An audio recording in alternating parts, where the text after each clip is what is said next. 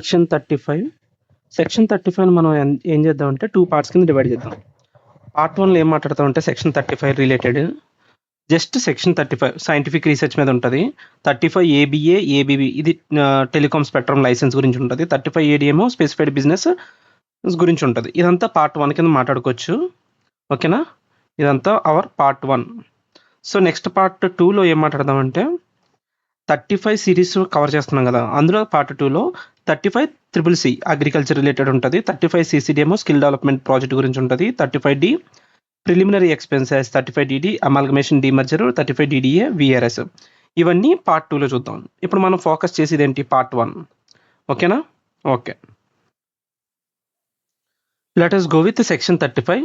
Section 35 దేని గురించి చెప్తుందంటే మనకి scientific research expenditure. In house అంటే ఏంటి, అవుట్ సైడ్ కాంట్రిబ్యూషన్ అంటే ఏంటో తెలియాలి.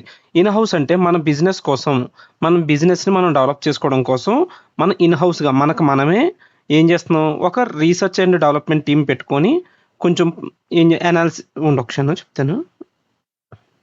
ఓకే, మనం మాట్లాడేది ఏంటంటే in house research, out side contribution అనుకున్నాం కదా. ఇన్ హౌస్ అంటే మనం బిజినెస్ రిలేటెడ్, ఇది మన బిజినెస్ ఏంటి, ఎడ్యుకేషన్ పర్ బిజినెస్ అనుకో. ఎడ్యుకేషన్లో ఇన్నోవేషన్ రీసెర్చ్ కోసం చేస్తే అది ఇన్ హౌస్ రిలేటెడ్లోకి వస్తుంది. మన బిజినెస్కి రిలేషన్ లేని దాంట్లో మనం రీసెర్చ్ చేస్తే అది మళ్ళీ అలౌ చేయరు. ఓకేనా, okay, let's go. In house research మళ్ళీ 2 రకాలుగా ఉంటుంది. ఎలాగ, ఫస్ట్ రకం కమెన్స్మెంట్ ఆఫ్ బిజినెస్, మనం బిజినెస్ స్టార్ట్ అయిన తర్వాత చేస్తున్న రీసెర్చ్ ఎక్స్పెండిచరు, లేదు మనం బిజినెస్ స్టార్ట్ అవ్వకుండానే మనం ముందుగానే ఇంకర్ అయినా, అదొకటి. ఇది ఏం చెప్తుందంటే with in 3 years before the commencement of business అయితే ఏం చేయమన్నాడు, అప్పుడు రెవెన్యూ నేచరు, క్యాపిటల్ నేచర్ 2 ఉన్నాయి. రెవెన్యూ నేచర్లో మనకు 2 ఇస్తున్నాడు. ఏంటి, మెటీరియల్, శాలరీ మాత్రమే అలౌడ్ ఎక్స్పెన్స్ కింద ఇస్తాడనమాట. క్యాపిటల్ రిలేటెడ్లో ల్యాండ్కి తప్ప మిగిలిన అన్నిటికి కూడా ఏం చేస్తాడు, డిడక్షన్ ఇస్తాడు. ఎంత ఇస్తాడంటే 100% deduction in the commencement of year. ఓకేనా, ఒకవేళ బిజినెస్ పెట్టుకున్న ఇప్పుడు with in 3 years before the commencement అయితే, అంతకు 3 years కన్నా ముందు నేను ఒక 5 years బ్యాక్ నేను ఇంత ఖర్చు పెట్టాను, 10 years బ్యాక్ ఎంత ఖర్చు పెట్టాను అంటే ఇవ్వడం మళ్ళీ. ఓకేనా, next after commencement of business start అయిపోయిన తర్వాత నువ్వేమైనా ఇంకర్ అయితే అక్కడ రెవెన్యూ నేచర్లో మనకి నీకు ఏం రిస్ట్రిక్షన్స్ పెట్టలే, ఇక్కడ మెటీరియల్ అండ్ శాలరీ అని చెప్పలే. బట్ బిఫోర్ కమెన్స్మెంట్ అయితే అక్కడ ఏం చెప్పాడు, మెటీరియల్, శాలరీ మాత్రమే ఇస్తున్నాడు, ఇంకేమీ ఇవ్వడాడు. But after commencement of business అయితే ఏం చెప్తున్నాడు, రెవెన్యూ నేచర్ ఏదైనా ఇస్తాను, క్యాపిటల్ అయితే ల్యాండ్కి తప్ప మిగిలిన అన్నింటిలో కూడా 100% డిడక్షన్ ఇస్తాను. ఎప్పుడు ఇస్తాడు, in the year of expense. అది ఓకేనా, ఖర్చు పెట్టినప్పుడు నువ్వు డిడక్షన్ తీసుకోమని చెప్తున్నాడు. ఆ తర్వాత ఏంటంటే అవుట్ సైడ్ కాంట్రిబ్యూషన్. నేను రీసెర్చ్ చెయ్యను, నేను వేరే ఇన్స్టిట్యూట్స్ కానీ వేరే వాళ్ళకి నేను సపోర్ట్ చేస్తాను అన్నాం అనుకో, అక్కడ ఎలా ఉంది, ఇండియన్ కంపెనీస్కి అయితే engaged in R&D research and development దాంట్లో ఎవరైతే ఇండియన్ కంపెనీస్ ఉన్నారో వాళ్ళకి నువ్వు సపోర్ట్ చేస్తే అక్కడ కూడా 100% సైంటిఫిక్ రీసెర్చ్ కోసం ఇస్తే 100% అలౌడే. సైంటిఫిక్ రీసెర్చ్ కోసం నువ్వు ఎవరికి ఇచ్చినా సరే అందరికీ అలౌడే రాది. ఇక్కడ చూడు, ఇక్కడ సైంటిఫిక్ రీసెర్చ్ అలౌడ్, ఇక్కడ సైంటిఫిక్ రీసెర్చ్ అలౌడ్, ఇక్కడ సైంటిఫిక్ రీసెర్చ్ అలౌడ్. ఇక్కడ ఎవరికి ఇస్తున్నాం మనం, టు అప్రూవ్డ్ అసోసియేషన్, ఒక అప్రూవ్డ్ ఇన్స్టిట్యూట్కి కానీ, ఒక అప్రూవ్డ్ కాలేజ్కి కానీ, ఒక అప్రూవ్డ్ యూనివర్సిటీకి కానీ ఇస్తున్నా సరే ఆ ఎక్స్పెన్స్లో 100% అలౌడే. To IITs or IAS national ల్యాబొరేటరీకి కూడా ఇచ్చినా సరే ఇది అలౌడే. మరి ఇక్కడ ఏంటి యూనిక్గా, సోషల్ అండ్ స్టాటిస్టికల్ రీసెర్చ్ అనే పాయింట్ ఎవరికి ఇచ్చారు, వీళ్ళకి మాత్రమే ఇచ్చాం. To approved association, institute, college, university. ఏం నేర్చుకున్నాం ఇక్కడ మనం, సెక్షన్ 35 అనేది సైంటిఫిక్ రీసెర్చ్ ఎక్స్పెండిచర్ కోసం ఇద్దరికి ఇస్తున్నారు. ఎవరికి, ఇన్ హౌస్, ఇంకొకరికి ఏంటి, out side contribution. In house అయితే విత్ ఇన్ 3 years అంటే బిఫోర్ 3 years ఆఫ్ కమెన్స్మెంట్ వాళ్ళ అవి ఖర్చు పెట్టిన ప్రతిదీ ఇస్తారు. ఏమేమి ఇస్తారు, రెవెన్యూ నేచర్ ఇస్తారు, క్యాపిటల్ నేచర్ ఇస్తారు. రెవెన్యూ నేచర్లో ఓన్లీ ఇద్దరికి ఇస్తారు, 2 ఇస్తాడు, మెటీరియల్, శాలరీ మాత్రమే 100% అలౌడ్. క్యాపిటల్ అయితే ఎప్పుడు కూడా ల్యాండ్కి ఇవ్వరు, ల్యాండ్ తప్ప ఇంకే ఎక్స్పెండిచర్ కైనా ఆఫ్టర్ కమెన్స్మెంట్ అయినా బిఫోర్ కమెన్స్మెంట్ అయినా ఇస్తారు. ఆఫ్టర్ కమెన్స్మెంట్ అయితే నీకు రెవెన్యూ నేచర్లో ఏ రిస్ట్రిక్షన్ పెట్టలేదాడు, 100% అలౌడ్. ఇంకా అవుట్ సైడ్ కాంట్రిబ్యూషన్స్ అయితే అందరికీ కూడా 100% అలౌడే. అందరూ అంటే ఎవరెవరు వస్తున్నారు, అందరూ అంటే ఇండియన్ కంపెనీస్ వస్తున్నాయి, approved associations, institutes, colleges, universities వస్తున్నాయి, IITs నేషనల్ ల్యాబొరేటరీస్, వీటికి కూడా ఇస్తున్నాం. ఎంత ఇస్తున్నాం అంటే 100% ఇస్తున్నాం. నెక్స్ట్ ఏమి ఇచ్చాడు నోట్స్, నోట్స్ ఏం చెప్పాడంటే deduction allowed even if approval of the institution withdrawn after the payment. నువ్వు పేమెంట్ చేసిన తర్వాత ఆ ఇన్స్టిట్యూట్కి గవర్నమెంట్ ఇచ్చిన ఏంటి అది అప్రూవల్ ఏదైతే ఇచ్చిందో, ఇది నేను సైంటిఫిక్ రీసెర్చ్ కింద నేను గుర్తిస్తాను ఏదో సంథింగ్ గవర్నమెంట్ రికగ్నైజ్ చేసిన ఆ రికగ్నిషన్ తీసేసింది అనుకో, ఈవెన్ అప్పుడు కూడా మనకి ఎలిజిబులే. Unabsorbed capital expenditure on scientific research can be carry forward and set off name as same as unabsorbed depreciation. Scientific research వాటి మీద అన్అబ్జార్బ్డ్ క్యాపిటల్ ఎక్స్పెండిచర్ ఏదైనా ఉంటే అది సేమ్ అన్అబ్జార్బ్డ్ డిప్రిసియేషన్ ఎలా అయితే నువ్వు క్యారీ ఫార్వర్డ్ చేసుకుంటావో దాన్ని కూడా అలాగే క్యారీ ఫార్వర్డ్ చేసుకోవచ్చు. అంటే ఎన్ని ఇయర్స్ క్యారీ ఫార్వర్డ్ చేసుకోవచ్చు? లిమిట్ ఉందా? ఏమన్నా అన్అబ్జార్బ్డ్ డిప్రిసియేషన్కి లేదు కదా. సో ఇది అంతే. If scientific research sold then sale amount or discount deduction allowed whichever is lower is taxable అంటారు కదా పీజీబీపీ. దీనికి ఎలా అంటే చూద్దామా ఒకసారి. ఒక 100 రూపీస్ ఎసెట్ సైంటిఫిక్ రీసెర్చ్, ఓకేనా. ఇది నేను ఎంతకు అమ్ముతున్నా? 80 రూపీస్కి అమ్ముతున్నా. నేను ఈ సైంటిఫిక్ రీసెర్చ్ ఎసెట్ కోసం నేను ఏం చేశాను? డిడక్షన్ ఎంత క్లెయిమ్ చేసుకున్నాను? ప్రీవియస్గా 100 రూపీస్ క్లెయిమ్ చేసుకున్నా, 100% అలౌడ్ కాబట్టి. బట్ ఇప్పుడు నేను ఎంతకు అమ్ముతున్నా? వేరే వాడికి 80 రూపీస్కి అమ్ముతున్నా.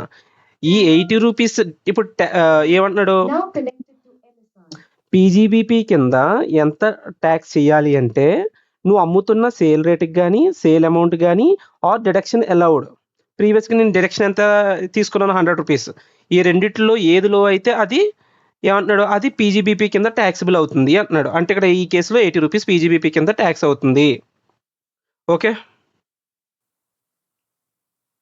ఇప్పుడు నేర్చుకున్న సెక్షన్ 35 మీద కొన్ని క్వశ్చన్స్ చూద్దాం. లెట్స్ గో విత్ ఇది illustration 5 from study material CA final board మెటీరియల్లోంచి స్టడీ మెటీరియల్లోంచి ఇలిస్ట్రేషన్ 5. ఓకేనా. ఏంటంటే క్వశ్చన్ ఇది, ఏ అనే ఒక కంపెనీ ఉందండి. ఓకే, దాని బిజినెస్ ఏంటంటే మ్యానుఫ్యాక్చరింగ్లో ఉంది, బిజినెస్ ఆఫ్ మ్యానుఫ్యాక్చరింగ్. ఆడు కొన్ని డీటెయిల్స్ ఇచ్చాడట. మనల్ని ఏమడుగుతున్నాడు? Compute the deduction allowable under section 35 for the assessment year 25-26. ఇంకా మనకు అదంతా అక్కర్లేదు. It does not opt 115 BAA and BAB. Okay, మనకి ఏమడిగాడు? సెక్షన్ 35 కింద ఎంత డిడక్షన్ ఇస్తావు అని అడిగాడు. Scientific research related point. So ఏం చెప్తావు ఇప్పుడు దీనికి అంటే క్వశ్చన్ చదువుదామా, స్టార్ట్ చేద్దామా. Amount paid to notified approved Indian institute of science Bengaluru for scientific research. Approved అట ఇది. అప్రూవ్డ్ ఇన్స్టిట్యూట్ ఐఏఎస్ అప్రూవ్డ్ కాబట్టి 100% ఇస్తాం. Next IIT Delhi approved scientific research 100% ఇస్తాం. ఇంకేముంది? ఏ కంపెనీ ఎక్స్ లిమిటెడ్ అనే ఒక company registered as it's main object scientific research and development as is approved by prescribed authority. ఇది కూడా అప్రూవ్డ్ కంపెనీ అట. అప్రూవ్డ్ అయితే 100% ఇస్తావు. నెక్స్ట్ మనం ఏం చేస్తాం ఇప్పుడు? బయటోడికి కాకుండా మనం in house research and development facility as approved by the prescribed authority మనల్ని కూడా అప్రూవ్ చేసిందట. ఇన్ హౌస్ మనం చేస్తున్నామట. ఇన్ హౌస్ చేస్తే బిఫోర్ కమెన్స్మెంట్ అయితే రెవెన్యూ ఎక్స్పెండిచర్కి ఓన్లీ 2 ఉన్నాయి, మెటీరియల్ ఒకటి, ఇంకోటి ఏంటి శాలరీ ఒకటే. బట్ ఇది బిఫోర్ కమెన్స్మెంట్ అని అనలేదు కాబట్టి we'll consider as after commencement అనమాట. ఆఫ్టర్ కమెన్స్మెంట్ అయితే 100% ఎలిజిబులే, 100% ఎలిజిబుల్. నెక్స్ట్ ఏముంది? Capital expenditure on acquisition of land. Capital expenditure ఎంత మొత్తం 7.5లో 5 lakhs ల్యాండ్ మీద పెడితే ల్యాండ్ మీద ఇస్తామా? ఇవ్వము, 0. సో ల్యాండ్ తీసేస్తే ఎంత ఉంటుంది? ఇంకా మిగిలింది 2,50,000. సో 2,50,000 మీద 100% ఎలిజిబుల్. చూడు, payment of scientific research Delhi institute అన్నిటికి కూడా 100% అలౌ చేశాడు. అదే మనం ఇన్ హౌస్ చేసిన దానికి రెవెన్యూ ఎక్స్పెండిచర్ కూడా 100% ఎలిజిబుల్ చేసి అలౌ చేసాం. నెక్స్ట్ ఏంటి? ల్యాండ్ రిలేటెడ్ అయితే 5 lakhs అనేది నాట్ ఎలిజిబుల్ కాబట్టి మొత్తం 7,50,000 నుంచి 5 lakhs తీసేస్తే 2,50,000 ఎలిజిబుల్. 13 lakhs అనేది 100% eligible. Okay, clear. Next question illustration 11. ఇది మొత్తం అన్ని పాయింట్స్ కలిపి ఉన్న పాయింట్ ఇది క్వశ్చన్ ఇది. బట్ మనం ఏం చేస్తామంటే సెక్షన్ మనం ఇప్పుడు ఏం నేర్చుకున్నాం? సెక్షన్ 35 రిలేటెడ్ పాయింట్స్ చూసి క్లోజ్ చేసేద్దాం. ఆ తర్వాత సెక్షన్స్ అన్నీ అయిపోయాక అప్పుడు కంప్లీట్ క్వశ్చన్ సాల్వ్ చేద్దాం.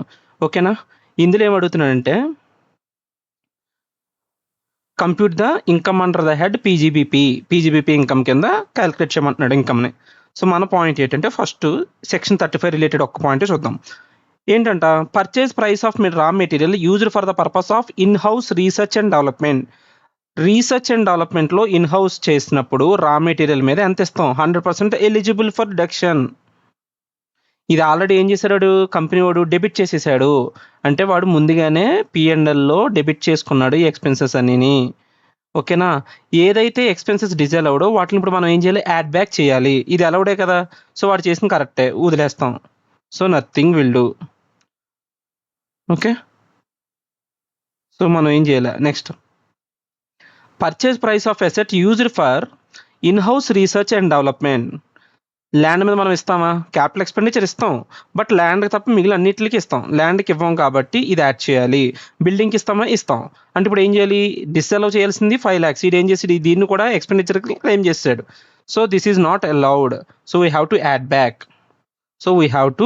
బ్యాక్. చూడు, the purchase price of the land used in in-house research and development being capital expenditure not allowable as deduction under section 35.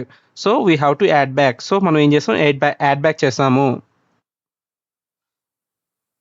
Building అయితే ఎలిజిబులే, రా మెటీరియల్ కూడా ఎలిజిబులే, మనం మళ్ళీ యాడ్ చేయాల్సిన అవసరం లేదు. ఓకే, ఇంతే. మన సెక్షన్ 35లో ఉన్న పాయింట్ ఇదే. మిగిలిన పాయింట్లు నేర్చుకున్న తర్వాత అప్పుడు మిగిలిన క్వశ్చన్స్ సాల్వ్ చేద్దాం. విత్ దిస్ స్టడీ మెటీరియల్ ఉన్న 35 మీద ఉన్న క్వశ్చన్స్ అయిపోయాయి మనకి. Let's go to next section 35ABA. ఏం చెప్తుంది? 35AB ఏమో టెలికాం స్పెక్ట్రమ్ గురించి మాట్లాడుతుంది. 35ABB టెలికాం లైసెన్స్ గురించి మాట్లాడుతుంది. బట్ రెండిట్లకి ఒకటే లాజిక్ స్టోరీ. ఏంటంటే ఏం లేదురా, మనం లైసెన్స్ కొనుక్కుంటాం. ఇప్పుడు జియో వాడుకోవాలి, 5G నెట్వర్క్, 4G నెట్వర్క్ అంటారు కదా, ఆ లైసెన్సులు గవర్నమెంట్ దగ్గర నుంచి కొనుక్కోవాలి. కొనుక్కున్నప్పుడు దానికంటూ ఒక లిమిటెడ్ పీరియడ్ ఉంటుంది దాని లైఫ్. సో మనం వాడుకున్న రోజులు దాన్ని అమౌంటైజ్ చేసేసుకోవాలి. ఓకే, ఇప్పుడు పాయింట్ ఏంటంటే ఎప్పటి నుంచి ఎప్పటి వరకు తీసుకోవాలన్నది పాయింట్. లైఫ్. ఇప్పుడు నేను ఏం చేశానంటే ఫస్ట్ ఒకసారి చదువుతాను చూడు, దాని తర్వాత మాట్లాడుకోవచ్చు. Any amount actually paid for obtaining telecom spectrum shall be allowed as deduction in equal instalment during the number of years for which spectrum or license is in force. అర్థమైందా? అమౌంట్ యాక్చువల్లీ పెయిడ్ అని ఎంతైతే pay చేసావో దాన్ని equal ఇన్స్టాల్మెంట్స్లో దాన్ని use చేస్తున్న లైఫ్లో మనం ఏం చేసుకోమంటున్నాడు? అలౌడ్ యాజ్ డిడక్షన్ కింద క్లెయిమ్ చేసుకోండి అంటున్నాడు.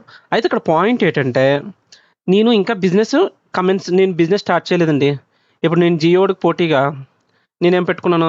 జియో అని పెట్టుకున్నాను. నేను ఒక టెలికాం ఇండస్ట్రీ పెట్టుకున్నా, జియో, రైట్? ఇప్పుడు నేను ఫస్ట్ లైసెన్స్ తెచ్చుకోవాలి కదా. బిజినెస్ కన్నా ఫస్ట్ లైసెన్స్ వస్తేనే నేను బిజినెస్ పెట్టుకోగలను కదా. సో నేను ఏం చేశా? లైసెన్స్ తెచ్చుకున్నా. ఎప్పుడు? 2025లో తెచ్చుకున్నా లైసెన్స్. నేను బిజినెస్ ఎప్పుడు స్టార్ట్ చేశా? 2026లో స్టార్ట్ చేశా. ఇప్పుడు నాకు బిజినెస్ లేకుండా 2025లో నేను ఎక్స్పెన్సెస్ క్లెయిమ్ చేసుకోవచ్చా? డిడక్షన్ అడగచ్చా? ఎక్కడ డిడక్ట్ చేసుకుంటాను? కంపెనీ లేకుండా. కంపెనీ ఎప్పుడు స్టార్ట్ అవుతుంది? 2026లో స్టార్ట్ అవుతుంది. కాబట్టి 2026లోంచి నువ్వు దాన్ని డిడక్ట్ చేసుకో, ఎక్స్పెన్సెస్లో డిడక్షన్ క్లెయిమ్ చేసుకో అని చెప్తున్నాడు. అయితే ఈ యొక్క లైసెన్స్ యొక్క లైఫ్ ఎంత? 10 years. మరి 2025లో ఆల్రెడీ 1 year ల్యాప్స్ అయిపోయింది కదా. ఇంకా నాకు ఉన్న 2026 నుంచి ఎన్ని ఇయర్స్ ఉన్నది? 9 years మాత్రమే ఉంది. సో ఏం చేద్దాం?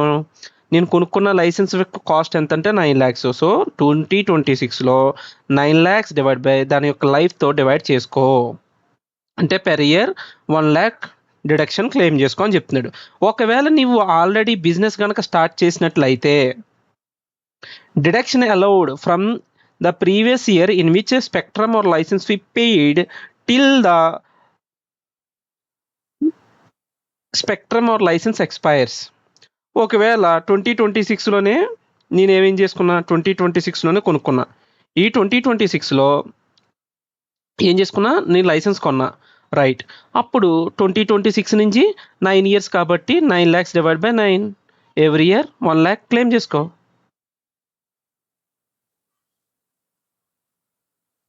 అదే ఒక ఎగ్జాంపుల్లో చెప్పాడు. ఎగ్జాంపుల్కి ఒకసారి చూద్దామా?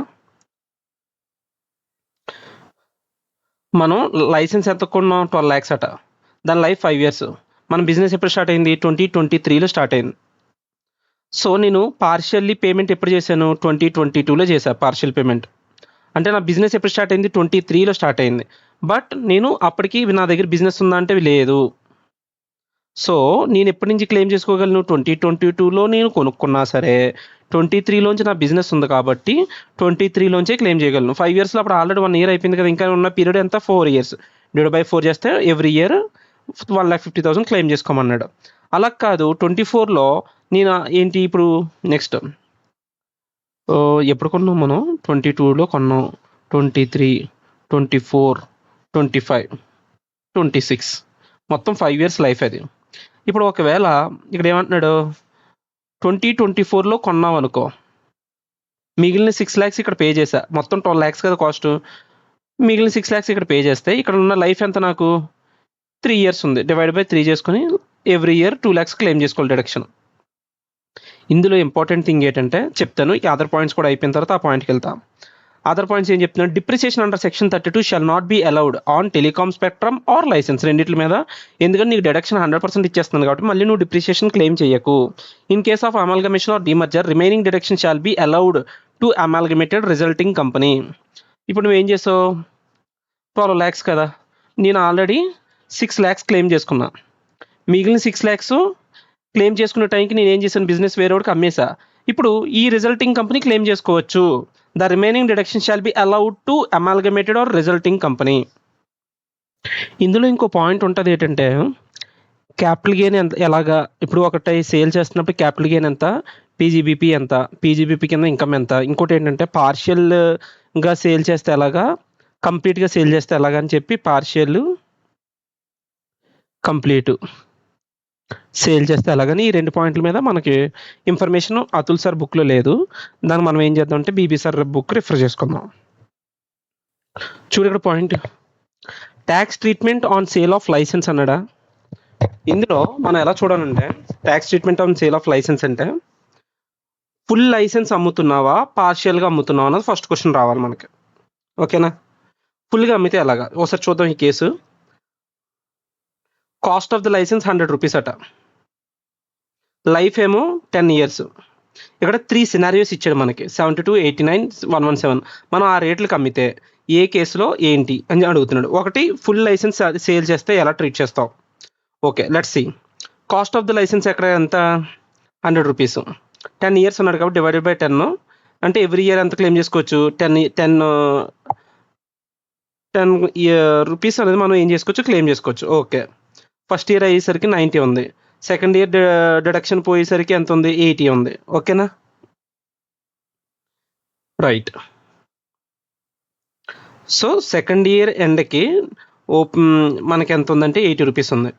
ఓకే, ఇప్పుడు 2 years అయిపోయిన తర్వాత థర్డ్ ఇయర్లో మనం 72 రూపీస్కి సేల్ చేస్తున్నాము. అంటే మన ఇప్పుడు దీన్ని ఎలా చూసుకోవచ్చు? మన దగ్గర వాల్యూ ఎంత ఉంది? ఇంకా 80 రూపీస్ ఉన్నది. మనం ఎంతకు అమ్ముతున్నాం? 72కి అమ్ముతున్నాం. అంటే మనం ఎంత లూజ్ అయ్యాం? 8 రూపీస్ లాస్ కదా మనకి. ఓకే, 8 రూపీస్ మనకి లాస్ వచ్చింది. ఈ లాస్ని ఏం చేయాలి? మామూలుగా P&L, పీజీబీపీ లాస్ కింద చూపించుకోవచ్చు. P&Lలో అండర్ సెక్షన్ 35 ఏబీబీలో నువ్వు చూపించుకోవచ్చు లాస్ కింద. ఒకవేళ 80 రూపీస్ది నువ్వు 89కి అమ్మావు అంటే 9 రూపీస్ ప్రాఫిట్ కదా. ఆ 9 రూపీస్ ప్రాఫిట్ని కూడా P&L క్రెడిట్ సైడ్ పీజీబీపీలో వచ్చిన ప్రాఫిట్ కింద చూపించుకోవచ్చు. Taxable under the head PGBP. అలా కాదు, ఇప్పుడు 117కి అమ్ముతున్నావు. ఇది చాలా జాగ్రత్తగా వినాలి. ఏంటంటే నీ అసెట్ ఎంత? Cost, original cost 100 rupees, but నువ్వు అమ్మేది ఎంత? 117 రూపీస్కి అమ్ముతున్నావు. అంటే నీ కాస్ట్ని దాటి వెళ్ళిపోతుంది. అంటే కాస్ట్లో ఇప్పుడు ఏం చేయాలి? 117లోంచి 100 రూపీస్ తీసేస్తే ఎంత వచ్చింది ప్రాఫిట్? 17 రూపీస్. ఇది ఏమంటాం? ఈవెన్ ద కాస్ట్ దాటి వెళ్ళిపోయింది కాబట్టి ఇది క్యాపిటల్ గెయిన్స్ అంటాం. ఇప్పుడు మిగిలిన 100 రూపీస్లో ఆల్రెడీ మనది ఎంత? 80 రూపీస్ అనేది క్యారింగ్ బ్యాలెన్స్ ఉంది కదా, అది తీసేను 20 రూపీస్ ఏదైతే ఉందో ఇది పీజీబీపీ ఇన్కమ్. అంటే ఒక దాంట్లోంచి పీజీబీపీకి వెళ్తుంది, క్యాపిటల్ గెయిన్కి వెళ్తుంది. ఓకేనా? ఒకసారి చూడు, ఇక్కడ మొత్తం 117 వచ్చింది. ప్రాఫిట్ అంతా 37. 37ని స్ప్లిట్ చేసాడు. ఫస్ట్ 100 మైనస్ 80 ఎంత? 20. ఈ 20ని పీజీబీపీ లో క్రెడిట్ సైడ్ ఇన్కమ్ కింద చూపించుకున్నాం. 17 అనేది ఏమవుతుంది? Capital gain. ఇది short term capital gain, long term capital gain ఎలా డిటర్మైన్ చేయాలి? Depends upon the holding period of holding బట్టి దాన్ని డిసైడ్ చేస్తాం. ఓకేనా? ఇది అర్థమైంది కదా మనకి ఈ లాజిక్ అంతా. ఇప్పుడు ఇదంతా ఎందుకు దేంట్లో చూస్తాం మనం? ఫుల్ లైసెన్స్ సేల్ చేస్తే చూస్తాం. ఇప్పుడు ఇదే పార్ట్‌ని మనం part of the licence sale చేద్దాం. ఫుల్ కాకుండా పార్ట్ ఆఫ్ ద లైసెన్స్‌ని సేల్ చేద్దాం. అప్పుడు ఏం జరుగుద్దో చూద్దాం. అప్పుడేం జరుగుతదట? Part of the licence sale చేస్తే ఫస్ట్ కేసు ₹72కి అమ్ముతున్నాం. క్యారింగ్ బ్యాలెన్స్ ఎంత ఉంది? ₹80 ఉంది. అంటే ₹80 లాస్ అని చూడొచ్చా? అలా ఆలోచించకూడదు. నువ్వేం చెప్పావు? పార్ట్ ఆఫ్ ద లైసెన్స్ అమ్ముతున్నావు అని చెప్పావు. నీ లైసెన్స్ వాల్యూ ఇప్పుడు లైసెన్స్ అనేది 80 అయితే అందులో నువ్వు 72 అమ్ముతున్నావు అంటే ఇంకా 8 అనేది నువ్వు అమ్మట్లేదు. అది నీ దగ్గరే ఉంది అన్నట్టు చూడాలి. ఓకేనా? అది ఫుల్ వాల్యూ కాదు. ఇంకా ₹8 వర్త్ వాల్యూ నువ్వు ఉంచుకున్నావు. ఈ ఉంచుకున్న వాల్యూకి నువ్వేం చేయాలి? ఎవ్రీ ఇయర్ డిడక్షన్ తీసుకోవాలి కదా! అదనమాట లాజిక్. సో, ఇప్పుడు ఈ డిడక్షన్ ఎలా క్లెయిమ్ చేయాలంటే అన్‌అమర్టైజ్డ్ ఫీజ్ ఎంతైతే ఉందో, ఇక్కడ ఎంత ఉంది మనకి? 80 అనేది అన్‌అమర్టైజ్డ్ ఫీజు. ఓకే. సేల్ వాల్యూ ఎంతకు అమ్ముతున్నాను? ₹72కి. ఇంకా రిమైనింగ్ లైఫ్ ఎంత ఉంది? ఆల్రెడీ 10 ఇయర్స్‌లో 2 ఇయర్స్ అయిపోయిందంటే ఇంకా 8 ఇయర్స్ ఉంది. సో, చేస్తే ఎవ్రీ ఇయర్ 1 ఇయర్ ప్రతి ఇయరు ఏం చేసేది? ₹1 నువ్వేం చేయాలి? డిడక్షన్ తీసుకోండి అని చెప్తున్నాడు. మళ్ళీ మిగిలిన అన్ని కేసెస్‌లో కూడా ఇప్పుడు ఫస్ట్ కేసులో ₹72కి అమ్మావు. నీ క్యారింగ్ బ్యాలెన్స్ 80 ఉన్నప్పుడు. మరి సెకండ్ కేసులో ఎంతకు అమ్మావు నువ్వు? 89కి అమ్మావు. ఓకే. 89కి అమ్మాను అంటే నాకు ఫుల్ వాల్యూ వెళ్ళిపోతుంది కదా! 72లోంచి 89 తీసేస్తే ఫుల్ వాల్యూ వెళ్ళిపోతుంది. సో, అప్పుడు ఏం చేస్తాను? Same as full value sale చేసినప్పుడు ఎలాగో ఇప్పుడు అలాగే ట్రీట్ చేస్తాను. ఇక్కడ నంబర్స్ ఇక్కడ లేవు కదా! ఇక్కడ చూద్దాం చూడు. ఏదిరా ఇది? ఇది. నా క్యారింగ్ బ్యాలెన్స్ ఎంత ఉంది? 80 ఉంది ఇక్కడ చూడు. ఇక్కడ కూడా 80 ఉంది. బట్ నేను ఎంతకు అమ్మాను? 89కి అమ్మేసా. నా ఫుల్ వాల్యూ వెళ్ళిపోయింది. ఏది నాది లేదు. ఇక్కడ ₹117 వర్త్‌ది నేను ₹117కి అమ్మేసా. నా ఫుల్ వాల్యూ వెళ్ళిపోయింది. ఇక్కడ ₹80 వర్త్‌ది 72కే అమ్మాను. అంటే ఇంకా ₹8 వర్త్ నా దగ్గర ఉండిపోయింది అన్నట్టు చూడాలి. ఇక్కడ మన దగ్గర ఏమీ లేదు కాబట్టి ఇది నార్మల్‌గానే ఎళ్తది. ఓకేనా? ఇది ఫస్ట్ కేస్‌లో ఎలా చేసామో అలాగే ఎళ్తది ఇక్కడ కూడా. ఓకే. దీని మీద మనకు ఒక క్వెషన్ కూడా ఉంది. We will go with questions now. Actually ఇక్కడ ఇంకో పాయింట్ ఉంది. అది డిస్కస్ చేయడం మర్చిపోయాను. ఇక్కడ మనం ఏం చేసాం? ఫుల్‌గా సేల్ చేసేసినప్పుడు మాట్లాడుతున్నా. Complete sale, full sale sold. Full లైసెన్స్‌ని సేల్ చేసినప్పుడు ఎలాగా అంటే మనం కేస్ 2 చూసాం కదా! ఏంది? ₹80 వర్త్‌ది 89కి అమ్మామంటే 9 అనేది ప్రాఫిట్ పీజీబీపీ కింద అన్నాం కదా! ఇక్కడ మనకొక కండిషన్ ఉంటది. ఏంటంటే ఇక్కడ మనకొచ్చిన ప్రాఫిట్ ఎంత? 9 ఆర్ మనం ఇప్పటిదాకా అమౌంటైజ్ చేసింది ఎంత? 100లోంచి 20 పోయింది. మిగిలిన బ్యాలెన్స్ ఎంత? 80 రైట్? ఈ 20 తీసుకో or 20 amortised expenses whichever is lower will be taken as PGBP income. So, 9 అనేది పీజీబీపీ ఇన్‌కమ్ కింద చెప్పి మాట్లాడతానమాట. అర్థమైందా? ఇదే పాయింట్ మీద ఇప్పుడు మనకి స్టడీ మెటీరియల్‌లోంచి ఒక క్వెషన్ ఉంది. చూద్దాం. టన్ టన్ టన్ టైన్. ఇల్లుస్ట్రేషన్ నంబర్ 6 స్టడీ మెటీరియల్‌లోంచి 6థ్ క్వెషన్ ఇది. ఇల్లుస్ట్రేషన్ ఇది. ఇదే పాయింట్ మీద ఉన్న డిస్కషన్. ఒక టెలికాం లైసెన్స్ అనేది కాస్ట్ ఎంతట? 50 లాక్స్. దీని లైఫ్ ఎంత? 10 ఇయర్స్. ఎప్పుడు కొనుక్కున్నాం మనం? 2022లో కొనుక్కున్నాం. ఇప్పుడు ఈ క్వెషన్‌ని 2 విధాలుగా చేయమన్నాడు. ఓల్డ్ లైసెన్స్ ఈస్ ట్రాన్స్‌ఫర్డ్ అయితే ఏం చేస్తావు? Part of the licence transferred అయితే ఏం చేస్తావు?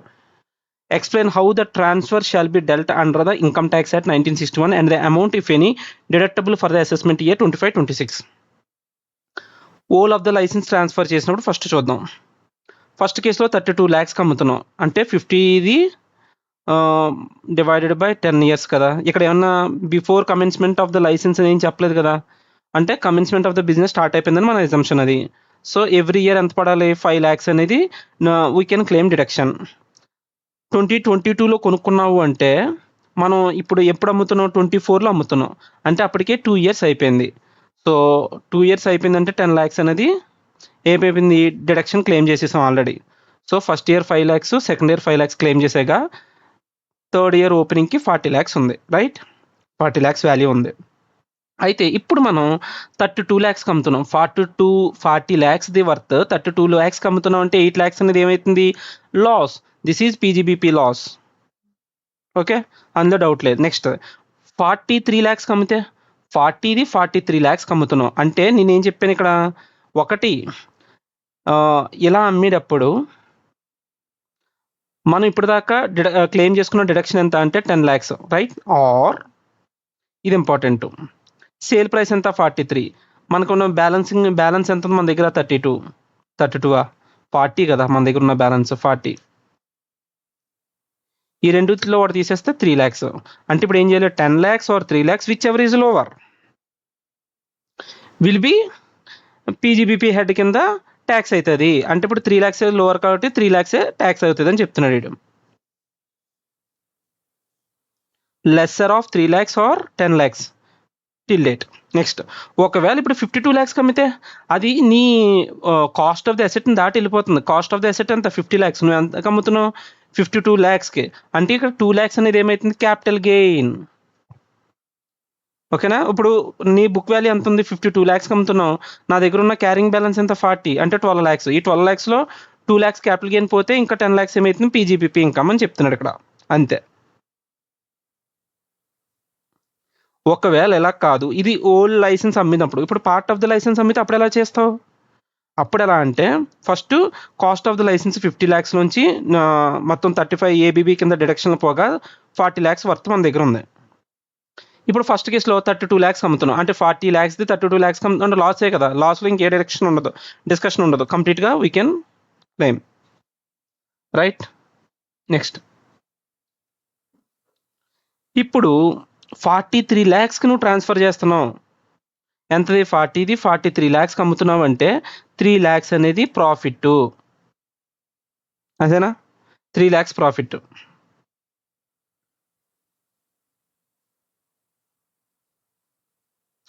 ఏదో మిస్ అయ్యాను, నేను ఏదో మిస్ అయ్యాను. సారీ. ఇక్కడ actually part of the licence transferred, మన ఎసెట్ ఎంత ఉంది? 40 ఉంది. అందులో నేను 32 lakhs అమ్ముతున్నాను. ఇంకా మిగిలిన ఎంత? 8 lakhs. ఈ 8 lakhs అనేది ఎలా ఆలోచించాలి? ఈ 8 lakhs అనేది ఇంకా నా దగ్గర ఉన్న వాల్యూ. ఎందుకంటే నేను 100% అమ్మట్లేదు కదా licence. Part of the licence నేను రిటైన్ చేసుకుంటున్నాను. సో ఈ రిటైన్ చేసుకున్న దానికి ఇంకా రిమైనింగ్ పీరియడ్ ఎంత ఉంది? 8 years ఉంది. అంటే ఎవ్రీ ఇయర్ నేను 1 year డిడక్షన్ క్లెయిమ్ చేసుకోవచ్చు. అర్థమైందా? అది ఇక్కడ 1 lakh అనేది నేను డిడక్షన్ క్లెయిమ్ చేసుకుంటాను.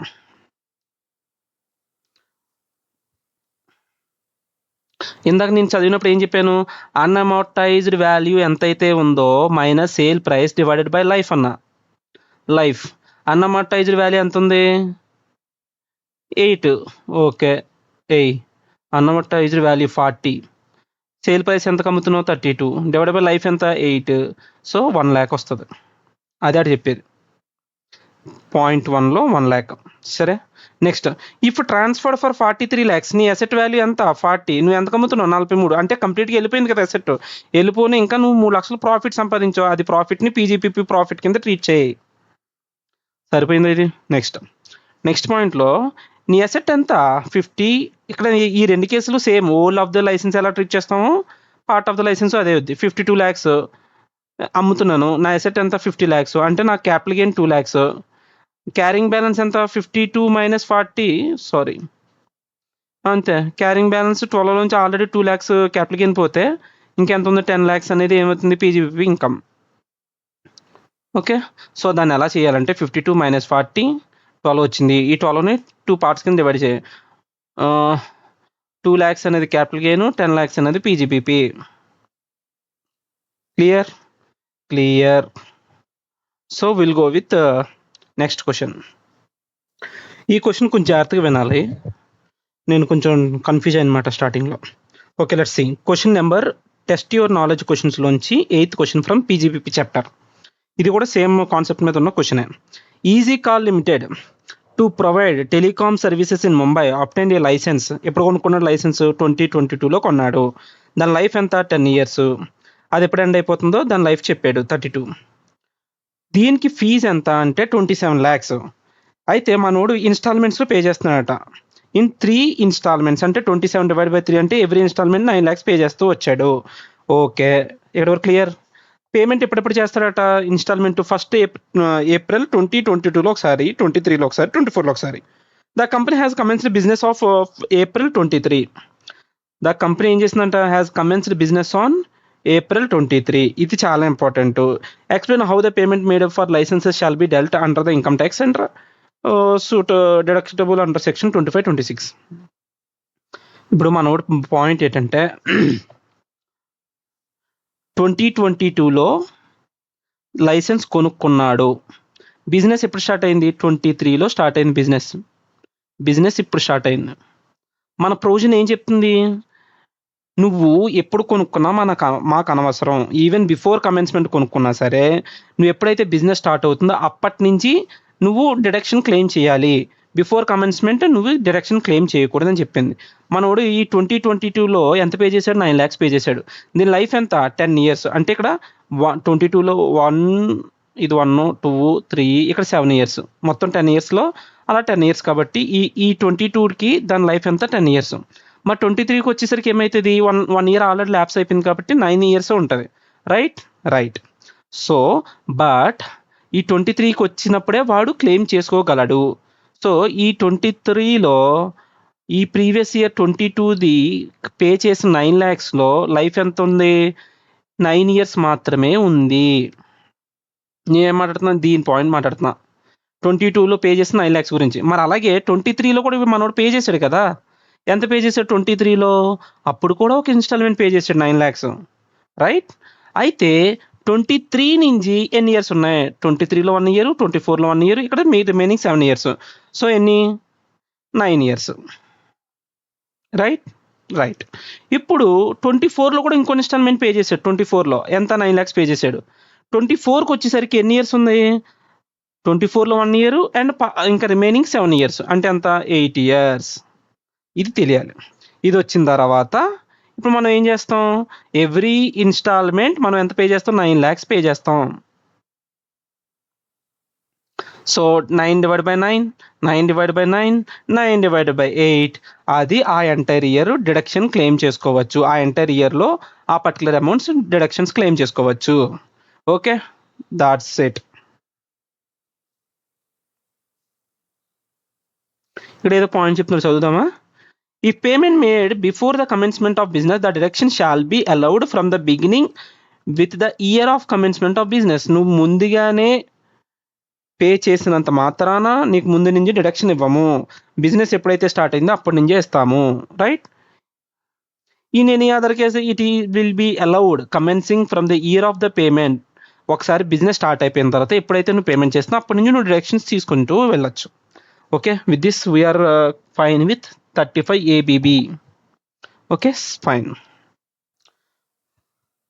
Let us go with the next section 35 AD. ఈ సెక్షన్ 35 AD ఏం చెప్తుంది మనకి? స్పెసిఫైడ్ బిజినెసెస్లో ఏమన్నా ఎక్స్పెండిచర్ పెడితే దాన్ని మేము అలౌ చేస్తాము అని చెప్తున్నారు. ఓకేనా? ఎంత అలౌ చేస్తారట? 100% డిడక్షన్ కింద అలౌ చేస్తారు అన్నారు. Deduction allowed on all capital expenses except వీటి మీద తప్ప, ల్యాండ్, గుడ్విల్, ఫైనాన్షియల్ ఇన్స్ట్రుమెంట్స్ మీద తప్ప మిగిలిన అన్ని క్యాపిటల్ ఎక్స్పెన్సెస్ మీద కూడా మేము 100% డిడక్షన్ ఇస్తాము. Okay. If capital expenditure incurred before commencement of business, ఇంకా బిజినెస్ స్టార్ట్ చేయలేదండి, ఇప్పుడు ఎప్పుడు ఇస్తాడంట? నువ్వు ఎప్పుడైతే ఏ ఇయర్లో అయితే కమెన్స్మెంట్ చేస్తున్నావు ఆ ఇయర్లో 100% డిడక్షన్ తీసుకో. అలా కాదు, నేను ఆల్రెడీ కమెన్స్మెంట్ ఆఫ్ బిజినెస్ అయిపోయింది, ఆ తర్వాత ఇంకర్ అయ్యాను క్యాపిటల్ ఎక్స్పెండిచర్, ఎప్పుడైతే నువ్వు ఖర్చు పెడుతున్నావు అప్పుడు 100% డిడక్షన్ తీసుకో అని చెప్తున్నారు. ఓకే. అయితే ఇక్కడ స్పెసిఫైడ్ బిజినెసెస్ కింద ఈ సెక్షన్ 35 AD కింద ఎవడ పడతాడో రాలేడు. ఈ స్పెసిఫైడ్ లిస్ట్ ఆఫ్ ఎవరైతే ఈ సెక్టార్లో ఉంటారో వాళ్ళకి మాత్రమే వర్తిస్తుంది ఈ స్పెసిఫైడ్ బిజినెసెస్ కేటగిరీ. ఓకేనా? సో వీళ్ళని మనం గుర్తుంచుకోవడం ఎలా అంటే, మనకు ఒక స్టోరీ, ఇది నీరజ్ అరోరా సార్ ఏదో క్రియేట్ చేశారంటే యూట్యూబ్లో చూస్తే దొరికింది. So we'll go with this one. ఏంటి? మా ఇంటి దగ్గర ఒక వేర్ హౌస్ ఉంది, అక్కడికి వెళ్ళాను. అక్కడ ఆ వేర్ హౌస్లో కోల్డ్ ఎక్కువ ఉంది. సరే, అది కోల్డ్ చైన్స్ ఉంటాయి కదా, ఆ వేర్ హౌస్ కోల్డ్ చైన్ అనమాట. అందులోపలికి వెళ్తే కోల్డ్ ఎక్కువ ఉంది కాబట్టి నాకు జలుబు చేసింది. నేను హాస్పిటల్కి వెళ్ళాను. హాస్పిటల్ అన్నప్పుడు 100 beds ఉండాలి మినిమం. అక్కడ 100 beds ఉంటేనే మన స్పెసిఫైడ్ బిజినెస్లోకి వస్తుంది అది. హాస్పిటల్కి వెళ్తే వాడేమన్నాడు, బాబు నీకు అంత బాగానే ఉంది, get lost from the hospital అంటే నేను మా ఇంటికి వచ్చేసాను. హౌస్ అన్నప్పుడు ఇక్కడ 2 ఉంటాయి. స్లమ్ డెవలప్మెంట్ స్కీమ్ కింద ఉన్న హౌసెస్ ఒకటి, ఇంకోటి ఏంటి అఫోర్డబుల్ హౌసింగ్ స్కీమ్ కింద ఉన్నవి 2 కూడా హౌసింగ్ ప్రాజెక్ట్స్‌లోకి వస్తాయి. ఓకే. మా ఇంటికొస్తే మా ఇంటి దగ్గరికి ఫెర్టిలైజర్ కంపెనీ వాళ్ళు మా ఫెర్టిలైజర్ తీసుకోండి అని చెప్పి సేల్స్‌మెన్స్ మన ఇంటికొచ్చారు. ఓకే. ఆ ఫెర్టిలైజర్స్ వాళ్ళు ఏం చేశారు ఇంటికొచ్చి ఫెర్టిలైజర్ చూపించకుండా గ్యాసు, పెట్రోలు మా ఇంటి నిండా కొట్టేశారు. డెమో కింద సార్ ఇది మా డెమో అని చెప్పి గ్యాసు, పెట్రోల్ కొట్టేశారు. అప్పుడు ఆ ఇంట్లో నేను ఉండలేక నేను హోటల్‌కెళ్ళాను. హోటల్ అంటే ఏ హోటల్ పడితే ఆ హోటల్ కాదు. Minimum 2 star hotel and above category ఉండాలి. 2 స్టార్. ఓకే.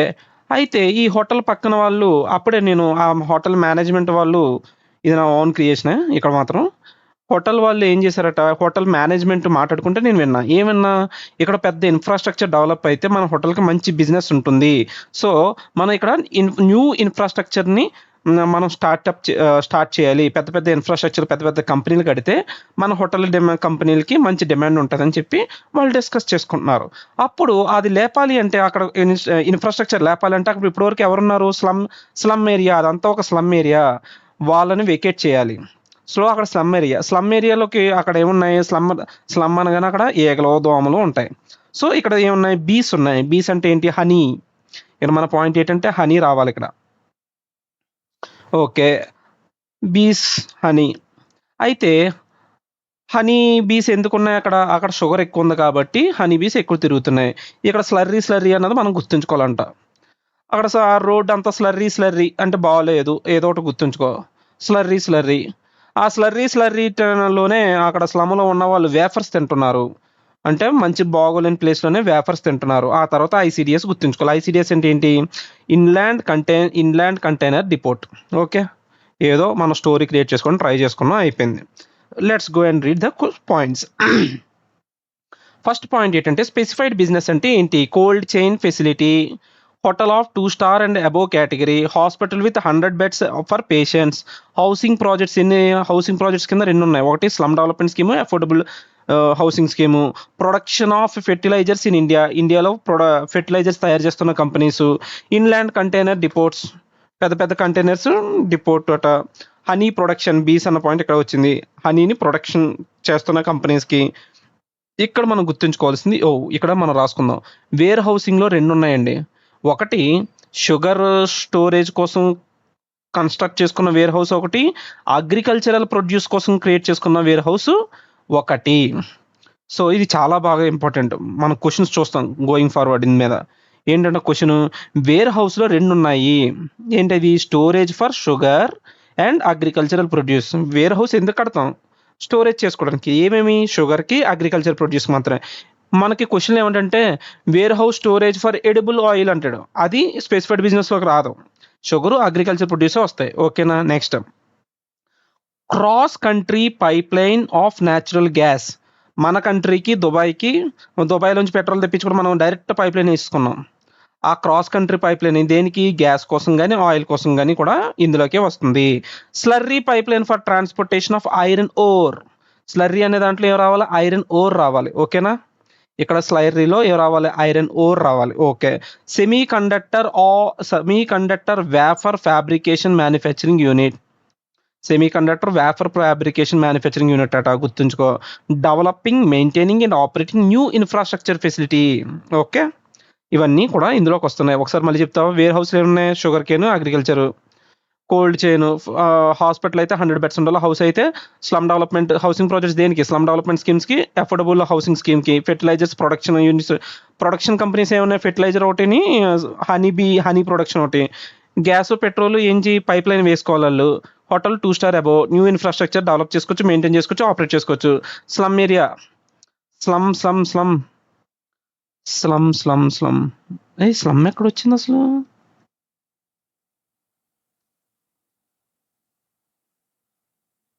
అదే హౌసింగ్ ప్రాజెక్ట్‌లోనే ఓకే. ఇక్కడ ఆల్రెడీ వచ్చేసింది కదా స్లమ్.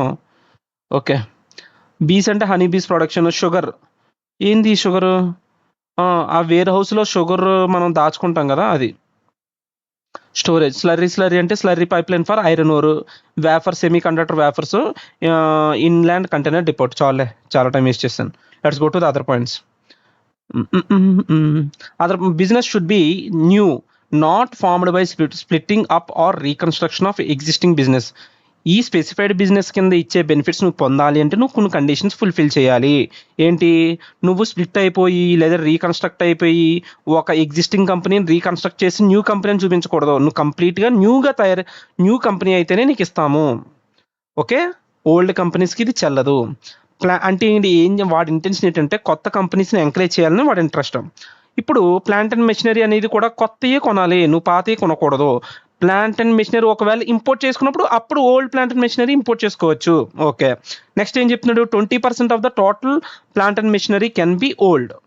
అంటే నువ్వు మొత్తం 100 కొనుక్కున్నారా, ఇది 100 ప్లాంట్ అండ్ మెషినరీస్ నీ దగ్గర ఉన్నాయి. అందులో 20% అంటే 20 వాల్యూ ప్లాంట్ అండ్ మెషినరీస్ ఏమై ఉండొచ్చు? ఓల్డ్ అయి ఉండొచ్చు. ఓకే, ఈ payment or expenditure or capital asset to a person in a single day exceeds 10,000. ఒక వ్యక్తికి కానీ ఒక పర్టికులర్ పేమెంట్ కానీ నువ్వు క్యాష్లో చేయకూడదు, బేరర్ చెక్లో చేయకూడదు, క్రాస్ చెక్లో కూడా చేయకూడదు. Then no deduction allowed. ఇక్కడ మనం ఏం తెలుసు, మన క్యాష్ అయితే మనకు ఆల్రెడీ తెలుసు 10,000 దాటి ఎవరికి కూడా క్యాష్ పెర్ డే పే చేయకూడదు. అయితే క్యాష్తో పాటు ఇంకోటి ఏం గుర్తుంచుకోవాలి, మనం ఎప్పుడు కూడా ఎంటైర్ ఇన్కమ్ ట్యాక్స్లో గుర్తుంచుకోవాల్సింది బేరర్ చెక్, క్రాస్ చెక్ కూడా ఇన్ఎలిజిబుల్. ఓకే, అదేదో ఆన్లైన్ పేమెంట్స్ అనుకుంటాం కాబట్టి కాదు, అది కూడా ineligible. Bearer cheque, cross cheque. Account pay cheque అంటే మళ్ళీ వ్యాలిడే. అది ఒకవేళ 10,000 దాటితే అది డిడక్షన్ కింద ఇవ్వము, నువ్వు ఇగ్నోర్ చేసేచ్చు ఆ అమౌంట్ని. If deduction under section 35 AD is claimed 80 IA కింద, 80 RRB కింద, 80 10 AA కింద నువ్వు డైరెక్ట్ క్లెయిమ్ చేయకూడదు. Shall not be allowed for the same business. అదే బిజినెస్ నువ్వు 35 ADలోనూ డిడక్షన్ తీసుకొని 80 IA, 80 RRB, 80 10A, 10 AAలో కూడా తీసుకుంటా అంటే కుదరదు, తప్పు. P&L, profit or loss of specified business is to be calculated separately. ఏముంది? ఇప్పుడు స్పెసిఫైడ్ బిజినెస్ ప్రాఫిట్ని సెపరేట్గా క్యాల్కులేట్ చేయండి, అదర్ నాన్ స్పెసిఫైడ్ బిజినెస్కి సెపరేట్గా క్యాల్కులేట్ చేయండి. అంటే ఇది ఇంటెన్షన్ ఏంటంటే, ఇప్పుడు బిజినెస్ ఉందండి, నాకు 2 యూనిట్స్ ఉన్నాయి. యూనిట్ ఏ అనేది ఏంటి? Specified business. యూనిట్ బి అనేది నాన్ స్పెసిఫైడ్ బిజినెస్. దీని P&L అంతా, దీని ప్రాఫిట్ అంతా సెపరేట్గా చేయండి, దీన్ని సెపరేట్గా చేయండి అని చెప్తున్నాడు. Okay, clear. Next, loss from specified business is set off only from the profit of any other specified business and such loss should be carried forward indefinitely. ఏం చెప్తున్నాను ఇక్కడ? స్పెసిఫైడ్ బిజినెస్లో వచ్చిన లాస్ని ఇంకో స్పెసిఫైడ్ బిజినెస్లోంచి అడ్జస్ట్ చేయాలి, సెట్ ఆఫ్ చేయాలి. ఓకేనా? అంతేగాని అదర్ నాన్ స్పెసిఫైడ్ బిజినెస్లోంచి సెట్ ఆఫ్ చేయకూడదు. ఓకే, ఇది అన్అబ్జార్బ్డ్ డిప్రిసియేషన్ ఎలా అయితే మనం అన్లిమిటెడ్ పీరియడ్కి మనం క్యారీ ఫార్వర్డ్ చేసుకుంటే దీన్ని అలాగే క్యారీ ఫార్వర్డ్ చేసుకోండి. If specified business capital asset is sold then amount received will be taxable under PGBP. ఒకవేళ స్పెసిఫైడ్ బిజినెస్ కింద నువ్వు కొనుక్కున్న క్యాపిటల్ అసెట్ నువ్వు తర్వాత అమ్మేసుకుంటే అది PGBPలో ట్యాక్స్ అవుతుంది. ఒకవేళ నువ్వు ఎక్కువ అసెట్ కొనుక్కున్నావరా, ఇప్పుడు నీకు 2 బిల్డింగ్లు ఉన్నాయి, ఇంతసేపు 2 బిల్డింగ్ని దేనికి వాడావు? స్పెసిఫైడ్ బిజినెస్కే వాడు. ఇప్పుడు ఏం చేస్తున్నావు? అందులో ఒక బిల్డింగ్లో నాన్ స్పెసిఫైడ్ బిజినెస్కి వాడదాం అనుకుంటున్నావు. అప్పుడు PGBP కింద మనం ఏం చేయాలంటే విత్-ఇన్ 8 yearsలో నువ్వు అలా కన్వర్ట్ చేస్తే అప్పుడు ఏంటంటే ఇప్పుడు 35 AD కింద నువ్వు ఎంతైతే డిడక్షన్స్ క్లెయిమ్ చేసుకున్నావో, నార్మల్గా ఏం చేస్తావు? 100% డిడక్షన్ క్లెయిమ్ చేసుకుంటాం కదా. ఎందుకంటే 35 ఏం చెప్తుంది? 100% డిడక్షన్ క్లెయిమ్ చేసుకుంది అంటే అప్పుడు ఏమవుతుంది? Cost of the asset. ఆ కాస్ట్ ఆఫ్ ది అసెట్ ఎంతైతే ఉందో అంత తీసుకొని న్యాయంగా కొన్నప్పటి నుంచి ఇప్పటి వరకు డిప్రిసియేషన్ క్లెయిమ్ చేసుకుంటే ఎంత వస్తుందో అంత తీసేస్తే ఇప్పుడు నీకేమొస్తుంది? ట్యాక్సిబుల్ అండర్ PGBP వస్తుంది. ఓకే, ట్యాక్సిబుల్ అండర్ ఇప్పుడు వచ్చింది ఏంటి? ఈ అమౌంట్ ఎంతైతే వచ్చిందో అది PGBP కింద ట్యాక్సిబుల్. నెక్స్ట్ ఏంటి? ఇప్పుడు నాన్ స్పెసిఫైడ్ బిజినెస్కి వాల్యూ చూపించాలి కదా.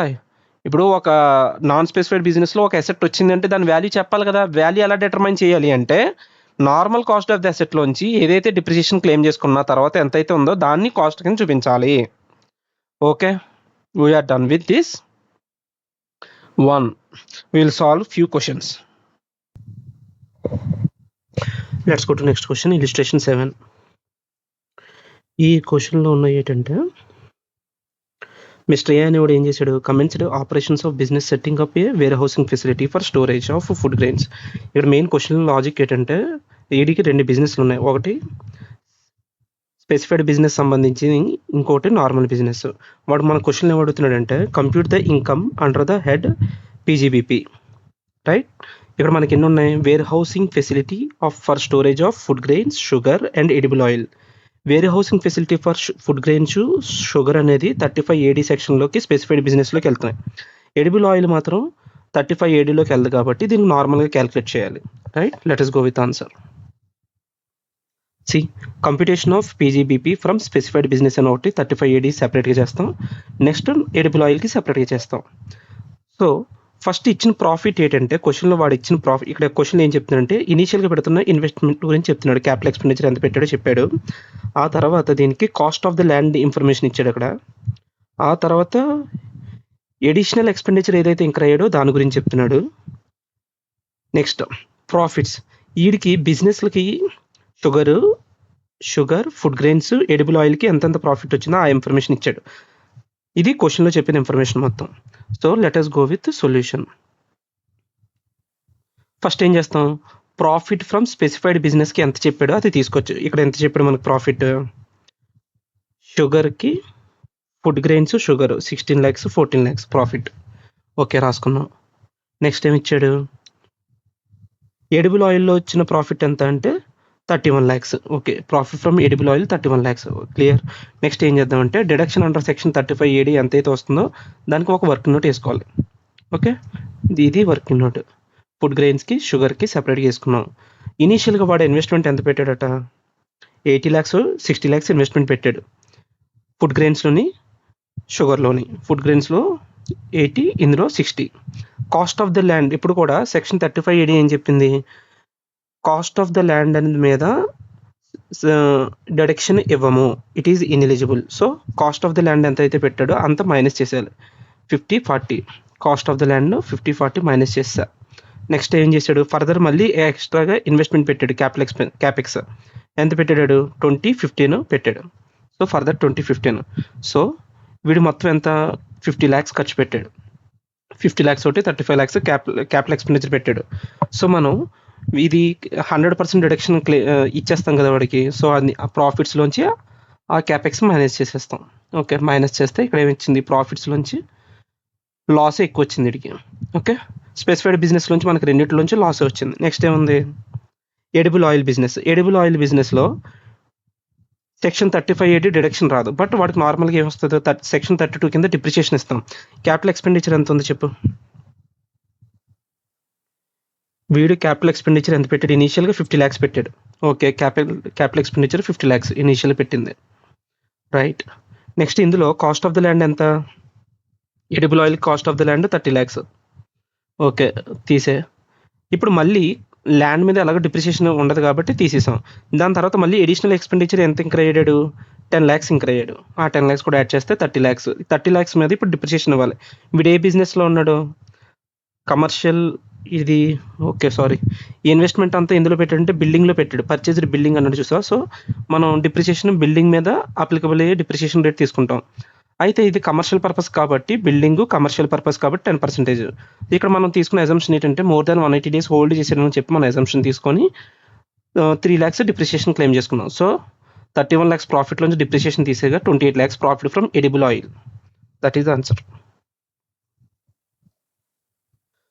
Let's go with next question. Illustration 8 from study material. ఈ క్వశ్చన్ ఏంటంటే XYZ లిమిటెడ్ వాడికి రెండు హోటల్స్ ఉన్నాయి. ఒకటి మదురైలో ఉంది, ఇంకోటి అంటే కోయంబత్తూర్లో ఉంది. ఒకటి మదురైలో ఉన్నదేమో 3 star హోటల్, కోయంబత్తూర్లో ఉన్నదేమో 4 star హోటల్. సో ఈ రెండు కూడా ఏంటి? సెక్షన్ 35 ADని ఫుల్ఫిల్ చేస్తున్నాయి. సెక్షన్ 35 ADలోకి రావాలంటే హోటల్ ఇండస్ట్రీలో ఉన్నవాడు ఎవడైనా సరే మోర్ దెన్ 2 star హోటల్ అయి ఉంటే వాడు సెక్షన్ 35 AD క్లెయిమ్ చేసుకోవచ్చు. రైట్, వీళ్ళిద్దరికీ ఎలిజిబులే. సో ఇక్కడ ఏం చెప్తారంటే ఒక బిజినెస్లో లాస్ వస్తుంది, ఇంకో బిజినెస్లో ప్రాఫిట్ వస్తుంది. సో మనకేం చెప్తుంది సెక్షన్ 35 AD? స్పెసిఫైడ్ బిజినెస్లో ఒక చోట లాస్ వచ్చింది, ఇంకో స్పెసిఫైడ్ బిజినెస్తో అడ్జస్ట్ చేసుకోవచ్చు, బట్ నార్మల్ బిజినెస్తో దాన్ని అడ్జస్ట్ చేయకూడదు. అంతే, అది టెస్ట్ చేస్తున్నాడు ఈ క్వశ్చన్లో. ఓకేనా, లెట్స్ గో. సో ఈ మదురై హోటల్ అనేది క్యాపిటల్ ఎక్స్పెండిచర్ ఎంత పెట్టాడు? 50 lakhs ఖర్చు పెట్టాడు. Okay, let's start with answer. So వాడు మనల్ని ఏమి అడిగాడు క్వశ్చన్లో చూద్దాం. Compute the income under the head PGBP హెడ్లో ఇన్కమ్ ఎంత అని చెప్పమన్నాడు. కంప్యూటేషన్ ఆఫ్ పీజీబీపీ అని రాసుకోవడం. దాని తర్వాత ఏం చేస్తాం? మదురై నుంచి స్టార్ట్ చేద్దాం. మదురైలో వచ్చిన ప్రాఫిట్ ఎంత? మదురైలో వచ్చిన ప్రాఫిట్ ఎంత అంటే 25 lakhs ప్రాఫిట్ వచ్చింది. ఓకే. 25 lakhs ప్రాఫిట్ తీసుకున్నా. ఆ తర్వాత ఇప్పుడు వీడికి ఏమి ఇవ్వాలి? సెక్షన్ 35 డిడక్షన్స్ ఇవ్వాలి. సో క్యాపిటల్ ఎక్స్‌పెండిచర్ ఎంత పెట్టాడు ఈడు ఇనీషియల్‌గా 50 lakhs. ఓకే. ఇస్తాం. ఆ తర్వాత ఫర్దర్‌గా కూడా మనోడు ఏం చేశాడంటే మళ్ళీ క్యాపిటల్ ఎక్స్‌పెండిచర్ మళ్ళీ ఇంక్రీజ్ చేసాడు. ఎంత 2 crore ఇన్వెస్ట్ చేసాడట. అయితే అందులో 1.5 crores దేని మీద పెట్టాడు? Acquisition of land. ల్యాండ్ మీద ఏమైనా పెడితే దాని మీద మనం డిడక్షన్స్ ఇస్తామంటే ఇవ్వము. ల్యాండ్ కాకుండా మిగిలిన ఎంత ఉంది? 0.5 crore. 0.5 crore అంటే 50 lakhs. So okay. అంతే. సో ఈ రెండిట్లో 100 lakhs మనం ఏం చేయొచ్చు? డిడక్షన్ ఇచ్చేయచ్చు కదా! సెక్షన్ 35 AD కింద 100 lakhs డిడక్షన్ ఇచ్చేస్తే ఎంత వచ్చింది వీడికి? 75 lakhs లాస్ వచ్చింది. సో ఈ లాస్‌ని వాడేమంటాడంటే కోయంబత్తూర్‌లో ఇంకో 4 స్టార్ హోటల్ ఉంది కదా! అందులో వాడికి ప్రాఫిట్ వచ్చిందంట. ఎంత వచ్చింది ప్రాఫిట్? 120 lakhs. ఈ ప్రాఫిట్‌కి అగైన్స్ట్‌గా అడ్జస్ట్ చేసుకోవచ్చు కదా! సెట్ ఆఫ్ చేసుకుంటున్నాడనమాట. సో కోయంబత్తూర్‌లో వచ్చిన హోటల్ ప్రాఫిట్ 120 lakhs అడ్జస్ట్ చేస్తే టోటల్ వీడికి వచ్చిన పీజీబీపీ ఇన్కమ్ ఎంత? 45 lakhs. Net profit from business after set off of loss of specified business against profits under specified business under section 73A. Okay. Illustration 8 is completed. Next చేసే question ఈ point మీద ఉంటుంది అనమాట మనకి. ఏంటి? ఇఫ్ ఈ specified బిజినెస్లోంచి ఏవైనా అసెట్ని నాన్ స్పెసిఫైడ్ బిజినెస్కి ట్రాన్స్ఫర్ చేసినప్పుడు కానీ కన్వర్ట్ చేసినప్పుడు విత్ ఇన్ 80 yearsలో పీజీబీపీ ఇన్కమ్ ఎలా క్యాలిక్యులేట్ చేయాలి, ఆ నాన్ స్పెసిఫైడ్ బిజినెస్కి యాక్చువల్ కాస్ట్ ఆఫ్ ది అసెట్ని ఎంతని చెప్పాలని చెప్పి మనకి ఇది చెప్తుంది అనమాట. ఏం చెప్తాడు ఇప్పుడు? ప్రీవియస్గా స్పెసిఫైడ్ బిజినెస్ వాడు డిడక్షన్ తీసుకుంటాడు కదా, ఆ డిడక్షన్ అమౌంట్కి డిప్రిషియేషన్ తీసేసి ఏంటి కొన్నప్పటి నుంచి ఎప్పటి వరకు ఎప్పటి వరకు అయితే కన్వర్ట్ చేస్తున్నాం అప్పటి వరకు డిప్రిషియేషన్ తీసేసి ఎంతైతే వస్తుందో దాన్ని ట్యాక్స్ చేస్తాం. ఎందుకు ట్యాక్స్ చేస్తున్నాం? ప్రీవియస్గా మనం ఏం చేస్తాం? అది డిడక్షన్ కింద ఇచ్చాం. సో ఇప్పుడు వాడు నాన్ స్పెసిఫైడ్ బిజినెస్ యూజ్ చేస్తున్నాడు కాబట్టి ఆ స్పెసిఫైడ్ అమౌంట్ మనం ఏం చేయాలంటే ట్యాక్స్ చేస్తాం అనమాట. ఆ తర్వాత కొత్త కంపెనీకి కాస్ట్ ఆఫ్ ది అసెట్ ఎంత అని చెప్తామంటే యాక్చువల్ కాస్ట్లోంచి డిప్రిషియేషన్ తీసేసాక ఏదైతే ఉందో దాన్ని యాక్చువల్ కాస్ట్ అని చెప్తున్నాం. ఓకే. ఒకసారి సమ్ చూద్దాం, మనకు బెటర్ అండర్స్టాండింగ్ వస్తుంది. Will go with illustration 9. ఇది స్టడీ మెటీరియల్లోంచి ఇలిస్ట్రేషన్ 9. ఇందులో ఏంటంటే క్వశ్చన్ ఏబీసీ అనేవాడికి 2 యూనిట్స్ ఉన్నాయి. యూనిట్ ఏ ఒకటి, యూనిట్ బి ఒకటి. యూనిట్ ఏ అనేది ఏంటి? స్పెసిఫైడ్ బిజినెస్ చేస్తుంది. యూనిట్ బి అనేది నాన్ స్పెసిఫైడ్ బిజినెస్ చేస్తుంది. వీళ్ళిద్దరూ ఏం చేసే బిజినెస్ ఏంటంటే warehousing facility for unit B ఏం చేస్తుందంటే warehousing facility for storage of sugar. Unit B ఏం చేస్తుంది? Warehousing facility for storage of edible oil. Storage of sugar అయితే మనకి 35 ADలో కవర్ అయింది. ఎడిబుల్ ఆయిల్కి కవర్ అవ్వలేదు కాబట్టి ఇది నాన్ స్పెసిఫైడ్ బిజినెస్. ఓకే. వాడు మనల్ని ఏం అడుగుతున్నాడు? యూనిట్ ఏది కమెన్స్డ్ ఆపరేషన్స్ ఎప్పుడు చేశాడట? 23లో చేశాడట. వాడు ఎంత ఇచ్చాడు? వాడు ఆల్రెడీ 100 lakhs డిడక్షన్స్ క్లెయిమ్ చేసుకున్నాడట. ఎలాగా? 2 buildings మీద ఒక్కొక్కటి 50 lakhs. ఆ బిల్డింగ్ ఇప్పటి వరకు ఏం చేశారట? Warehousing facility for storage of షుగర్కి వాడారట. ఓకే. ఇప్పుడు ఏం చేస్తున్నాడట? February 2025న యూనిట్ ఏలోంచి ఒక బిల్డింగు యూనిట్ బికి ట్రాన్స్ఫర్ అవుతుంది. Okay. Examine the tax implications of such transfer in the hands of ABC limited. So సింపుల్గా ఏం చెప్తామంటే స్పెసిఫైడ్ బిజినెస్కి నాన్ స్పెసిఫైడ్ బిజినెస్కి మాట్లాడాలి. స్పెసిఫైడ్ బిజినెస్లో ఏం చెప్తావు? డిడక్షన్ ఎంతైతే తీసుకున్నావో దాన్ని నేను ట్యాక్స్ చేస్తాను. ప్రీవియస్గా నువ్వేం చేసుకున్నావు? డిడక్షన్ ఇచ్చాను నీకు, కానీ ఇప్పుడు నువ్వేంటి కన్వర్ట్ చేస్తున్నావు కాబట్టి ఇప్పుడు నువ్వు దాని మీద ట్యాక్స్ కట్టు అని చెప్పి స్పెసిఫైడ్ బిజినెస్లో మాట్లాడతాం. ఈ నాన్ స్పెసిఫైడ్ బిజినెస్ వాడికి ఏం చెప్పాలంటే కాస్ట్, ఎసెట్ యొక్క కాస్ట్ ఎంతో డిటర్మైన్ చేయాలి. ఆడికి కన్వర్ట్ అయ్యి వస్తున్న ఎసెట్ ఏదైతే ఉందో దాని కాస్ట్ ఎంత అని చెప్పి డిటర్మైన్ చేయాలి. అది మన target. Right. So let us go. ఇప్పుడు ఏం చెప్తున్నాడు? Deduction allowed under section 35 AD for the assessment year 24-25. ఆడు ఎంత క్లెయిమ్ చేసుకున్నాడట? 2 buildings ఉన్నాయి మన దగ్గర. అందులో ఒక బిల్డింగే కదా వాడికి కన్వర్ట్ అవుతుంది అంటే ఇంకో బిల్డింగ్ సేఫ్గానే ఉంది కాబట్టి మనం ఒక బిల్డింగ్ గురించే మాట్లాడాలి. ఆ ఒక బిల్డింగ్ కాస్ట్ ఎంత? 50 lakhs ఎర్లియర్గా. ఓకే. అది నువ్వు 100% డిడక్షన్ తీసుకున్నావు కదా ఇప్పుడు నువ్వు దానికి యాడ్ చేస్తావు. So will consider 50 lakhs. So అప్పటి నుంచి ఇప్పటి వరకు డిడక్షన్ క్లెయిమ్ చేసుకుంది ఎప్పుడు? నువ్వు April 23లో క్లెయిమ్ చేసుకున్నావు. ఇప్పుడు ఎప్పుడు కన్వర్ట్ చేస్తున్నావు వేరే వాడికి? February 25. అంటే 23-24 1 year, 24-25 అనదర్ ఇయర్. అంటే ఇప్పుడు ఎంత అయింది? 1 year అయిందా? 2 years అయిందా? 1 year అయింది. సో 1 ఇయర్‌కి ఎంత డిప్రిసియేషన్ క్లెయిమ్ చేసుకుంటావు? 10%. 10%ని ఎలా డిటర్మైన్ చేసావు నువ్వు? అంటే ఇదేంటి బిల్డింగ్ మీద చేస్తున్నాం. బిల్డింగ్ ఇప్పుడు మనం చేస్తున్నది ఏంటి కంపెనీకి అంటే commercial purpose. So 10%. Okay. Okay. So depreciation ఎంత చేస్తావు? 50 లాక్స్ మీద 10% డిప్రిసియేషన్ 5 లాక్స్ తీసేయగా 45 లాక్స్ ఏదైతే ఉందో ఇది నువ్వు ఇనెలిజిబుల్. ప్రీవియస్‌గా నువ్వు దీనికి డిడక్షన్ 50 లాక్స్ తీసుకున్నావు. బట్ డిప్రిసియేషన్ అనేది నీకు అప్పుడు నీ దగ్గర ఉన్నా సరే అసెట్ నీకు డిప్రిసియేషన్ ఎలా చేసేవాళ్ళమే కదా! సో ఈ 45 లాక్స్ మీద నువ్వేం చేయాలంటే టాక్స్ కట్టాలి. So deemed income under section 35 ఏడీ 7బి కింద నువ్వు దీన్ని డీమ్డ్ ఇన్‌కమ్ అని చెప్పి పీజీబీపీ కింద టాక్స్ కట్టాలి. రైట్? Next point. ఇప్పుడు నాన్ స్పెసిఫైడ్ బిజినెస్ ఎవరైతే ఉన్నాడో యూనిట్ బికి వాడికి actual cost of the SSC ఏమైతుంది? యాక్చువల్ కాస్ట్ ఎంత? 50 లాక్స్ తీసుకున్నా. సో వీడికి కూడా డిప్రిసియేషన్ అనేది ప్రీవియస్ కంపెనీ ఏదైతే డిప్రిసియేషన్ క్లెయిమ్ చేసుకుందో అది మైనస్ చేశాను. మిగిలిన ఎంతైతే అమౌంట్ ఉందో అది వీడికి కాస్ట్ అవుతుంది. Actual cost in the hands of ABC in respect of the building in unit B is 45 lakhs. That's it. Let us go with next question. ఇది టెస్ట్ యువర్ నాలెడ్జ్ క్వశ్చన్స్లోంచి 6th క్వశ్చన్ అనమాట. So ఇక్కడ నా cursor పనిచేయదు. I think we can't. సరే, next question మనం చేసేది ఏంటంటే టెస్ట్ యువర్ నాలెడ్జ్ క్వశ్చన్స్లోంచి 6th క్వశ్చన్.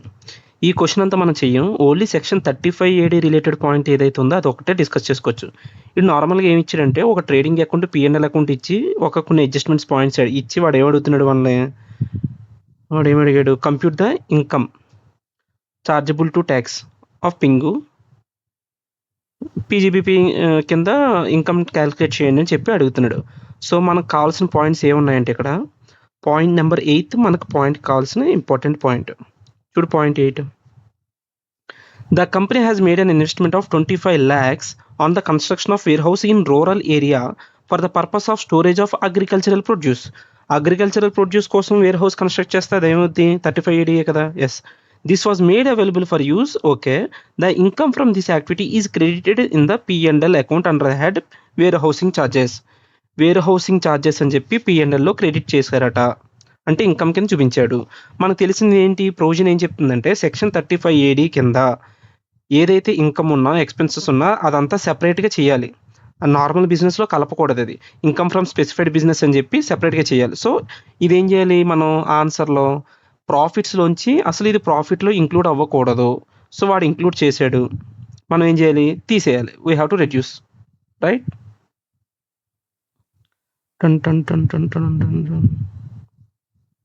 సో చూడు మనం ఏం చేసాం?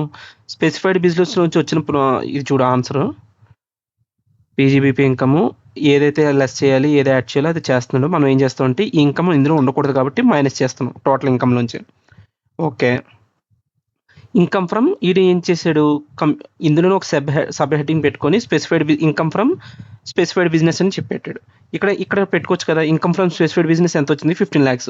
అందులో వాడు ఏం చేశాడు?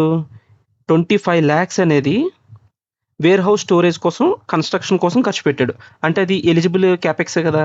ఎలిజిబుల్ కాబట్టి మనం ఏం చేస్తాం? ఈ 25 lakhs రెడ్యూస్ చేసేస్తే ఎంత వచ్చింది? 10 lakhs లాస్ వచ్చింది. సో ఇది ఈ లాస్ నువ్వు నార్మల్ బిజినెస్లో సెట్ ఆఫ్ చెయ్యకూడదు. ఎందుకంటే ఇది స్పెసిఫైడ్ బిజినెస్ కాబట్టి it should be adjusted against only specified business. That's it. మనకి మనం నేర్చుకున్న సెక్షన్ 35 ఏడీకి రిలేటెడ్ ఇది ఒక్కటే ఉంది. That's it enough. So next question 35 AD related points ఇంతే మనకి స్టడీ మెటీరియల్ నుంచి ఉన్న క్వశ్చన్స్లో. మనం నెక్స్ట్ 35 ఏడీలో పార్ట్ 2 చూద్దాం. నెక్స్ట్ మనం ఏం చూస్తున్నాం ఇప్పటి వరకు 35 సిరీస్లో ఫస్ట్ పార్ట్ 1 చూసుకున్నాం కదా. ఇప్పుడు పార్ట్ 2కి వెళ్దాం. పార్ట్ 2లో చాలా చిన్నదనమాట. ఏంటంటే నేను డివైడ్ చేసుకున్నాను పార్ట్ 2 అని. ఈ పార్ట్ 2లో ఏమేమి మాట్లాడుకుంటా అంటే 35CCC, CCD, D, 35DD, DDA అవి. 35CCC దేని గురించి మాట్లాడుతుందంటే అగ్రికల్చర్ రిలేటెడ్. ఎవడైనా సరే అందరికీ ఇది అప్లికబులే. ఆల్ ఎస్ఎస్సీస్ ఎవరైనా సరే అగ్రికల్చర్ కోసం ఏమైనా ఖర్చు పెడితే సో అది 100% allowed as deduction. 35CCD skill development project. ఇది ఎవరికి? ఓన్లీ కంపెనీస్కి మాత్రమే ఇచ్చారు. ఏంటి? ఎవరన్నా సరే యువతని ఎంకరేజ్ చేయడానికి, వాళ్ళలో స్కిల్స్ని డెవలప్ చేయడానికి వాళ్ళ కంపెనీలో అదొక పాలసీ కింద పెట్టుకొని స్కిల్ డెవలప్‌మెంట్ ప్రాజెక్ట్స్ ఏమన్నా ఖర్చు పెడితే దాని మీద 100% డిడక్షన్ ఎలిజిబులే. ఈ అగ్రికల్చర్‌లోని దీంట్లోని ఏది డిసలౌడ్ అంటే ల్యాండ్ అండ్ బిల్డింగ్ మీద పెట్టే ఖర్చు ఏదైతే ఉందో అది డిసలౌడ్. ఓకేనా? 35డి అంటే మనం దాని మీద కొంచెం డీటెయిల్‌గా మాట్లాడదాం. Preliminary expenses. ప్రిలిమినరీ ఎక్స్‌పెన్సెస్ 35డి ఏం చెప్తుందంటే కంపెనీసు ఎస్టాబ్లిష్ అవ్వకముందు కొన్ని ప్రిలిమినరీ ఎక్స్‌పెన్సెస్ ఇంకర్ అవుతారు కదా! వాటిల్ని 100% డిడక్షన్ ఇస్తామా అంటే ఇవ్వము. ఎంత ఇస్తాం అంటే దానికొక ప్రొసీజర్ క్రైటీరియా చెప్పాడు. అది మనం తర్వాత చూద్దాం. నెక్స్ట్ ఏంటి 35డీడీ అమాల్గమేషన్, డీమర్జర్ రిలేటెడ్ ఏమన్నా కంపెనీస్ ఇంకర్ అయితే ఆ కంపెనీస్‌కి ఎక్స్‌పెన్సెస్ అలౌ చేస్తామా? చెయ్యమా? అంటే ఏం చెప్తున్నారంటే ఓన్లీ ఇండియన్ కంపెనీస్ అయితే నీ కంపెనీ గనక ఇండియన్ కంపెనీ అయితే నువ్వు పెట్టుతున్న ఖర్చు ఏదైతే ఉందో దాన్ని 5 ఈక్వల్ ఇన్‌స్టాల్‌మెంట్స్‌లో ఇస్తాము. ఇది అందరికి ఇస్తున్నారా అంటే అందరికి ఇవ్వట్లేదు. ఎవరికి ఇస్తున్నారు? ఓన్లీ ఇండియన్ కంపెనీస్‌కి మాత్రమే ఇస్తున్నాం. నెక్స్ట్ చూస్తే 35డీడీఏ వీఆర్ఎస్ వాలంటరీ రిటైర్మెంట్ స్కీమ్. ఇది ఎవరికి ఇస్తున్నాం అంటే 5 మొత్తం అందరికి ఇస్తాం. ఆల్ ఎస్ఎస్‌ఈస్. ఎంత? వాడు ఖర్చు పెట్టిన దాని మీద 5 ఈక్వల్ యాన్యువల్ ఇన్‌స్టాల్‌మెంట్స్‌లో మనం ఏం చేస్తాం? వీఆర్ఎస్‌కి ఎంతైతే ఖర్చయిందో అది 5 ఇన్‌స్టాల్‌మెంట్స్‌లో మొత్తం వాడికి డిడక్షన్ ఇస్తాము. సో, ఇంతే పార్ట్ 2 అయిపోయింది. మనం కొంచెం డెప్త్ ఎళ్ళాల్సిందల్లా ఈ ఒక్క 35డి ఒకటే. Okay. With this 35 series complete అయిపోయింది. ఒకసారి బుక్‌లో కూడా చూసుకోవచ్చు. ఇందులో మనం గుర్తుంచుకోవాల్సింది ఏంటంటే మెయిను ఏది ఎవరికి అన్నది గుర్తుంచుకోవాలి. అగ్రికల్చర్ అనేది అందరికీ. వ్యవసాయం అనేది చాలా ఇంపార్టెంట్ కాబట్టి ఇది అందరికీ ఇచ్చాము. వాలంటరీ రిటైర్మెంట్ స్కీమ్ ఇది కూడా అందరికీ ఇచ్చాము. మరి స్కిల్ డెవలప్‌మెంట్ ప్రాజెక్ట్స్ మాత్రం ఎవరికిచ్చాం? కంపెనీస్‌కిచ్చాం. అది ఏ కంపెనీసు? ఏ కంపెనీ అయినా పర్లేదు. నువ్వు కంపెనీ అయితే చాలు. ఇండియన్ కంపెనీ అన్న రిస్ట్రిక్షన్ లేదు. బట్ అమాల్గమేషన్, డీమర్జర్ ఎక్స్‌పెన్సెస్ ఏమైనా ఇంకర్ అయితే అది మాత్రం ఎవరికిచ్చాం? కంపెనీస్‌కే ఇచ్చాం. అది కూడా ఎవరికి? ఓన్లీ ఇండియన్ కంపెనీకి మాత్రమే ఇచ్చాం. అర్థమైతుందా? ఒకసారి మళ్ళీ రివైజ్ చేసుకోవచ్చు. Agriculture 100% allowed. Skill development project 100% allowed. ఆ తర్వాత ప్రిలిమినరీ పక్కన పెట్టు. అమాల్గమేషన్, డీమర్జర్ అయితే 5 ఈక్వల్ ఇన్‌స్టాల్‌మెంట్స్. వీఆర్ఎస్ అయినా సరే 5 equal annual installments. Amalgamation, demerger expenses అయితే ఇండియన్ కంపెనీస్ మాత్రమే ఇస్తాము. ఓకేనా? Clear. Let's go read book. So, ఇప్పుడు నేను చదివేది ఎవరి బుక్‌లోంచి అంటే అతుల్ సార్ బుక్‌లోంచి. Book old but new points నేను పక్కన పెట్టుకొని చదువుతున్నాను. ఓకేనా? సో, ఏంటంటే ఫస్ట్ అగ్రికల్చర్ ఎక్స్‌టెన్షన్ ప్రాజెక్ట్స్ ఏమైనా ఇంకర్ అయితే ఎవరికిస్తాం? ఆల్ ఎస్ఎస్‌సికి ఇస్తాం. ఎంతిస్తాం? 100% ఎక్స్‌పెండిచర్. ల్యాండ్ బిల్డింగ్ మీద మనం ఏమి ఇవ్వం. ఈ మాక్సిమం లిమిట్ ఆఫ్ డిడక్షన్ ఏదైతే ఉందో ఇది ఇప్పుడు లేదు. తీసేయి. ఇది పాత ప్రొవిజన్. ఇప్పుడు లేదు దీనికి. ఓకే. నెక్స్ట్ స్కిల్ డెవలప్‌మెంట్ ప్రాజెక్ట్‌లో ఖర్చు పెడితే ఎవరికి? కంపెనీస్‌కి ఇస్తాము. వాళ్ళు ఎంత ఇస్తామంటే 100% ఇస్తాం. దేని మీద ఇవ్వము? ల్యాండ్ అండ్ బిల్డింగ్ మీద ఇవ్వము. ఓకే. ప్రిలిమినరీ ఎక్స్‌పెన్సెస్ పక్కన పెట్టు. మళ్ళీ వద్దాం. నెక్స్ట్ అమాల్గమేషన్, డీమర్జర్ ఎక్స్‌పెన్సెస్ ఏమిస్తాం? అందరికి ఇచ్చేస్తాం అంటే అందరికీ ఇవ్వము. ఓన్లీ ఎవరికిస్తాం? ఇండియన్ కంపెనీ అయితేనే నీకిస్తాము. డిడక్షన్ ఎన్ని? 5 equal instalments in 5 years. Okay. Voluntary retirement scheme అంటే ఏంటి అసలు? ఫస్ట్ వీఆర్ఎస్ అంటే ఏంటి అసలు? అంటే కంపెనీలో ఎంప్లాయీస్ ఉంటారు కదా! వాళ్ళకి ఒక ఇంకా టెన్యూర్ ఉంటది. లైక్ వాళ్ళు ఇంకా సర్వీస్ పీరియడ్ ఇంకా ఉందనుకో. ఇంకో 3 ఇయర్సో, 4 ఇయర్సో. ఆ సర్వీస్ పీరియడ్ కాకముందే వాళ్ళు రిటైర్ అయిపోతున్నందుకు వాళ్ళకి కొంచెం అమౌంట్ ఇస్తాం. దాన్ని వాలంటరీ రిటైర్మెంట్ స్కీమ్ అంటాం అనమాట. సో, ఇలాగా ఆహ్, ఇస్తే అది ఎక్స్‌పెన్సెస్ కింద డిడక్షన్ ఇస్తామా అంటే ఇస్తాము. ఎవరికిస్తాము? అందరికీ ఇస్తాను. ఆల్ ఎస్ఎస్‌సి ఎన్ని? 5 ఈక్వల్ ఇన్‌స్టాల్‌మెంట్స్‌లో ఇస్తాను. So, divided by 5. ఒకవేళ in case of amalgamation, demerger, succession or conversion remaining deduction shall be allowed to the successor. ఒకవేళ కంపెనీ అమాల్గమేట్ అయిపోతుందనుకో, కొత్త కంపెనీకి ఇస్తాం. ఇప్పుడు పాత కంపెనీ ఏంటి క్లోజ్ చేసి కొత్త కంపెనీ ఓపెన్ చేస్తున్నారు. అమాల్గమేట్ అయిపోయింది కాబట్టి ఆ కొత్త కంపెనీకి మిగిలింది క్యారీ ఫార్వర్డ్ అయిపోద్ది. ఓకేనా? ఇదంతా సింపుల్ కదా! సో, ఇక్కడ ప్రిలిమినరీ ఎక్స్‌పెన్సెస్ చూద్దాం. ప్రిలిమినరీ ఎక్స్‌పెన్సెస్ కూడా ఏమి ఉండదు. కంపెనీ స్టార్ట్ అవ్వకముందు ఏదైతే ఖర్చు పెడుతున్నారో ఆ ఖర్చుని మనం ఏం చేస్తామంటే ఒకేసారి ఇవ్వము. దానికొక ప్రొసీజర్ ఉందని చెప్తున్నాడు. ఏంటంట? ఈ ఎక్స్‌పెన్స్ ఎవరికిస్తారట? Only to resident assessee who incurs preliminary expenses at the time of commencement of business. Business start చేసుకున్నప్పుడు గానీ, ఒక కొత్త ఎక్స్‌టెన్షన్ ఆఫ్ బిజినెస్ పెడుతున్నా, setting up new limit. Okay. New unit limit అన్నానేంటి? New unit. ఒక కొత్త business పెడుతున్నా, ఒక కొత్త extension of business setting up new unit. Okay. ఎంతిస్తావు మాక్సిమం? నీకొక కేస్ చెప్తా. ఏంటంటే నేను మెమోరాండం రాయించుకోవడానికి ఒక 10,000 ఖర్చు పెట్టాను. లాయర్‌కి 20,000 ఖర్చు పెట్టాను. చాలులే ఇంకెక్కువొద్దు. నేను మర్చిపోతాను మళ్ళీ. సో, టోటల్ 30,000 ఖర్చు పెట్టాను. రైట్? ఈ 30,000 ఇప్పుడు మనం ప్రిలిమినరీ ఎక్స్‌పెన్సెస్ కింద ఇచ్చేయచ్చా? అంటే అలా ఇవ్వకూడదు. దానికొక కండిషన్ ఉంది. ఏంటంటే, నువ్వు ఒకవేళ ఇండియన్ కంపెనీ అయితే, నీ దగ్గర కాస్ట్ ఆఫ్ ద ప్రాజెక్ట్ ఉంటది కదా!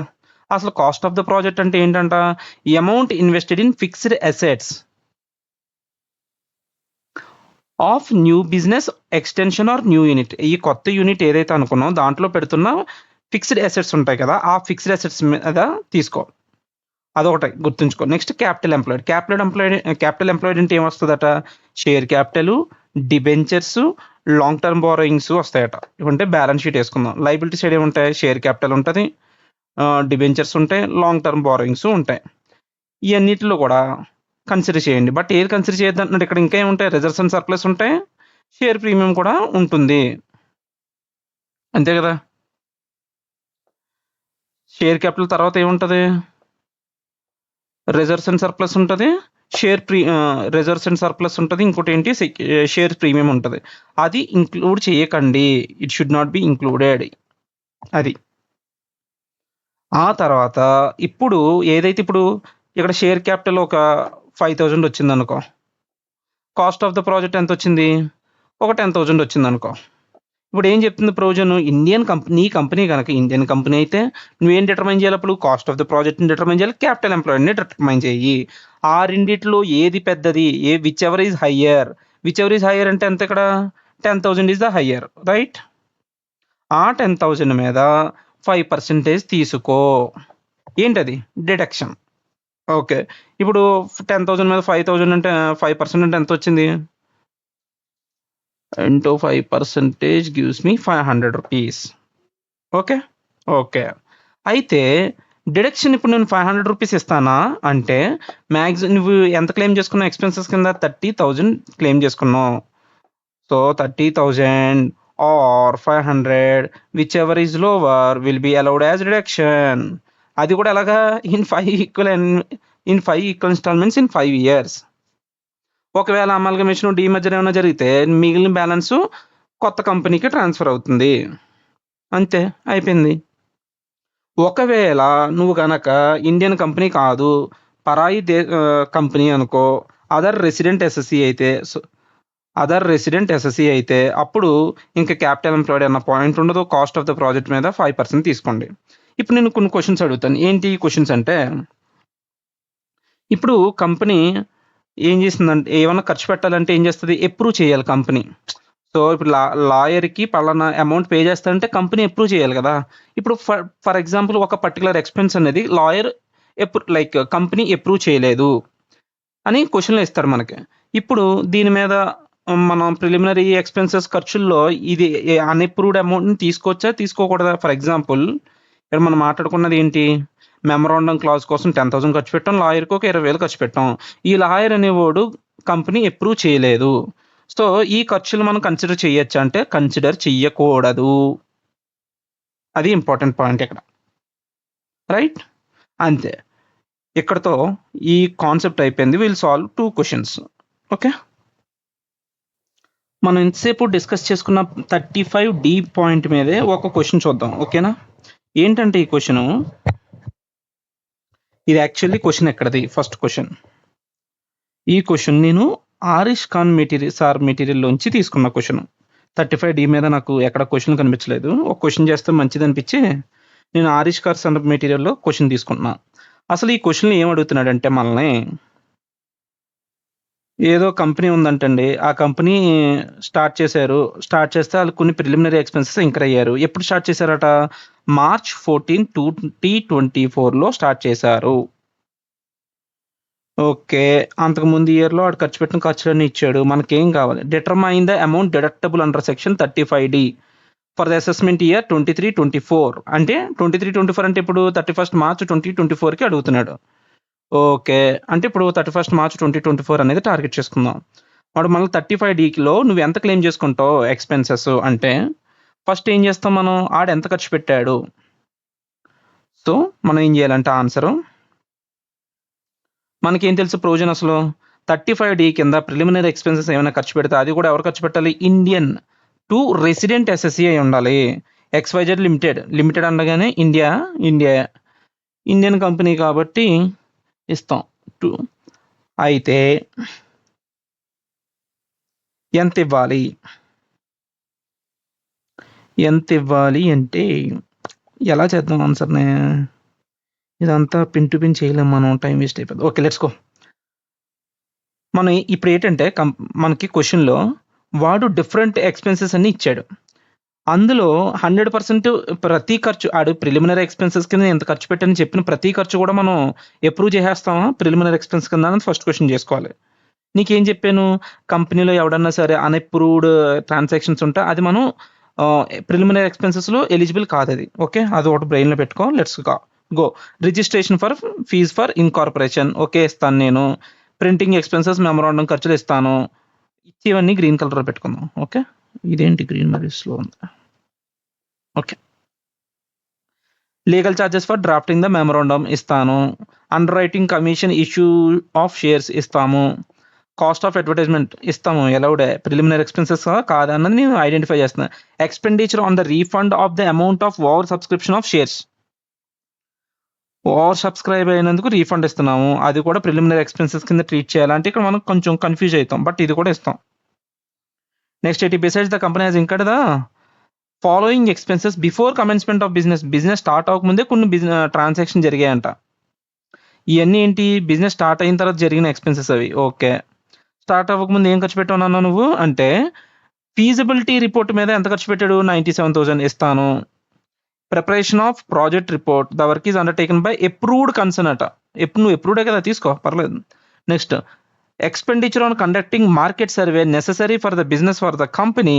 The work is undertaken by a concern which is not approved for this purpose. నువ్వు అప్రూవ్ చేసిన వాడివి కాదు. అంటే నీకు ఇస్తానా అంటే ఇవ్వకూడదు. This is ineligible. Okay. Let's go. Next ఏంటి? లీగల్ చార్జెస్ ఎంత? 43,000 ఇస్తాను. Engineering services in connection with erection of plant and machinery. ఒక ప్లాంట్ అండ్ మెషినరీ ఎరెక్షన్ అంటే పీకడం కోసం అనుకుంటా. సంథింగ్. సో అది కూడా ఎలిజిబులే. Erection charges. కొన్న చార్జెస్ కాదయ్యి. Erection charges. Cost of the plant and machinery మనం తీసుకోవచ్చా? అది ఫిక్స్డ్ అసెట్స్. ఇందులో కిందకు వత్తది రాకూడదు. ఓకే. That's it. సో మనం రానివి తప్ప మిగిలినన్ని ఈ గ్రీన్ కలర్‌లో ఏసుకున్నయన్ని యాడ్ చేసేద్దాం. యాడ్ చేసేస్తే ఎంతొచ్చింది మనకి? ఇవన్నీ యాడ్ చేసుకున్నా. చూసావా నువ్వు కరెక్ట్‌గా గమనిస్తే ఆడేం చేసుకోలేదు? అండర్‌టేకెన్ బై అన్‌అప్రూవ్డ్ కన్సర్న్‌ది తీసుకోలేదు. ఓకే. అది. మనకి ఇంకో డౌట్ ఎక్కడొత్తది? ఎరెక్షన్ చార్జెస్ తీసుకోకూడదని డౌట్ వత్తది. అది ఆల్రెడీ వాడు తీసుకున్నాడు చూడు 3,12,900. Engineering services for erection of plant తీసుకున్నాడు. సో ఇదంతా qualifying amount to claim as preliminary expenses. ఇప్పుడు మన గేమ్ స్టార్ట్ చేయాలి. ఏం స్టార్ట్ చేయాలి? నీకేం చెప్పాను? 3 పదాలు ఫస్ట్ ఒక పేజ్ చెప్పాను. Cost of the asset. What is the cost of the asset? Cost of the అసెట్టా? కాస్ట్ ఆఫ్ ద ప్రాజెక్ట్ రా బాబు. Sorry. Cost of the project తీసుకో. నెక్స్ట్ ఏంటి? Capital employed. ఈ 2 ఐడెంటిఫై చేయి first. Cost of the project అంటే ఎంత? Cost of the project అంటే ఫిక్స్డ్ అసెట్స్ యొక్క కాస్ట్. చూడు ఇక్కడ cost of the fixed assets డైరెక్ట్‌గా ఇచ్చేసాడు మనకి. ఇప్పుడు 2 ఇయర్‌లు ఇచ్చాడు కదా! ఏది తీసుకొని రావాలి? 31 మార్చ్ 2024 అనా? ఎందుకంటే మనం ఆ పీరియడ్‌కే చేస్తున్నాం. ఈ పీరియడ్‌లో ఉన్న కాస్ట్ ఆఫ్ ద అసెట్స్ ఎంత? 96,1,850 తీసుకో. Okay. Cost of the project తీసుకున్నా. నెక్స్ట్ ఏంటి? Capital employed. క్యాపిటల్ ఎంప్లాయిడ్‌కి ఏం చెప్పాను? Share capital, debentures, long term borrowings. ఏది రాదు? Reserves and surplus, share premium రాదు. మిగిలినన్ని వస్తాయి కదా! ఇయన్నీ కలిపితే ఎంతొచ్చింది? ఇయన్నీ కలిపితే 92,000 ఇవన్నీ. అదే share capital, debentures, long term borrowings. అదంతా కలిపితే ఇంతొచ్చింది. సో ఈ రెండిట్లో విచ్ ఎవర్ హయ్యర్ తీసుకోవాలి. ఒకటేంటి కాస్ట్ ఆఫ్ ద ప్రాజెక్ట్ ఇంత.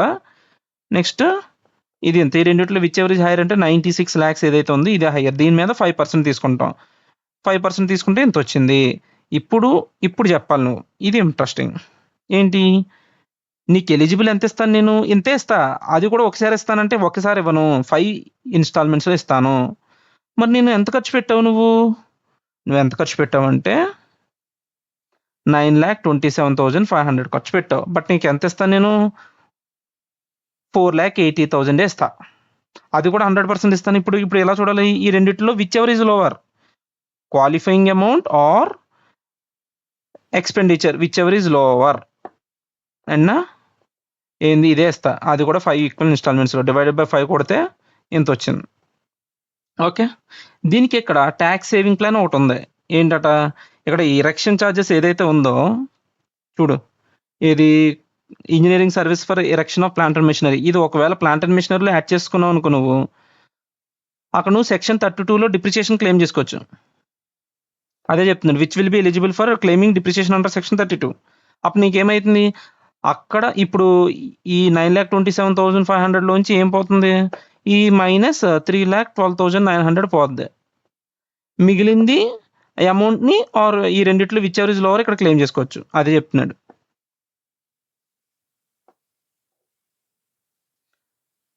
ఇప్పుడు నీకు ఎంత బెనిఫిట్ వద్దును? ఇది ప్లస్ ఈ 3,12,900 you will get a benefit వస్తది. నువ్వు అలా చేసుంటే. అంతే అయిపోయింది. Next will go with ICA study మెటీరియల్‌లోంచి ఇలిస్ట్రేషన్ 11. ఈ క్వెషన్ అంతా చేయను. ఓన్లీ మనం చదువుకున్న పాయింట్ రిలేటెడే చూసుకుందాం. ఏం నేర్చుకున్నాం? 35 CCC, CCD అయి నేర్చుకున్నాం కదా! ఆ రిలేటెడ్ పాయింట్స్ ఏముంది అంటే, నార్మల్‌గా ఏం చేస్తున్నాడట క్వెషన్‌లో పీజీబీపీ ఇన్‌కమ్ ఎంతో calculate చేయమంటాడు. After debiting the following అంటే ఇవన్నీ పీ&ఎల్ ఆల్రెడీ డెబిట్ చేసేసుకున్నాడు. ఒకవేళ ఈ ఇనెలిజిబుల్ అయితే మనం ఏం చేయాలి? We should add back. ఒకవేళ ఎలిజిబుల్ అయ్యి ఉంటే మనం ఏం చేయక్కర్లే. You can ignore. సో ఇక్కడ ఒక పాయింట్ చూడు. ఇదే company Isaac limited is a company engaged in the business of biotechnology. Isaac limited అంటే ఏంటి? ఇండియన్ కంపెనీ కదా లిమిటెడ్ అంటే? యెస్, ఇండియన్ కంపెనీయే. ఓకే. ఇప్పుడు ఫస్ట్ క్వెషన్ ఏంటంటే, expenditure incurred on notified agriculture extension project. Agriculture extension ప్రాజెక్ట్‌లో కొంచెం ఖర్చు పెట్టాం. ఇది ఎవరికి ఇస్తాం డిడక్షను? అందరికీ ఇస్తాం. అగ్రికల్చర్‌లో ఎవరన్నా ఖర్చు పెట్టండి. ఎంత ఇస్తాం? లిమిట్ ఏమన్నా ఉందా అంటే లిమిట్ లేదు. 100% ఎలిజిబుల్. ప్రీవియస్‌గా మనం చూసుకున్నట్లయితే 25 లాక్స్ ఎంతో లిమిట్ ఉంది. బట్ ఇప్పుడు లేదు. ఇప్పుడు ఆ కండిషనే లేదు. ఓకే. 20 లాక్సా లిమిట్ అది? ఇప్పుడు ఇందాక చూసాం కదా! యాక్చువల్లీ అది లేదు ఇప్పుడు. 25 లాక్స్ అనుకుంటా. ఇదొకటి లోడ్ అవుతది. గంటలో.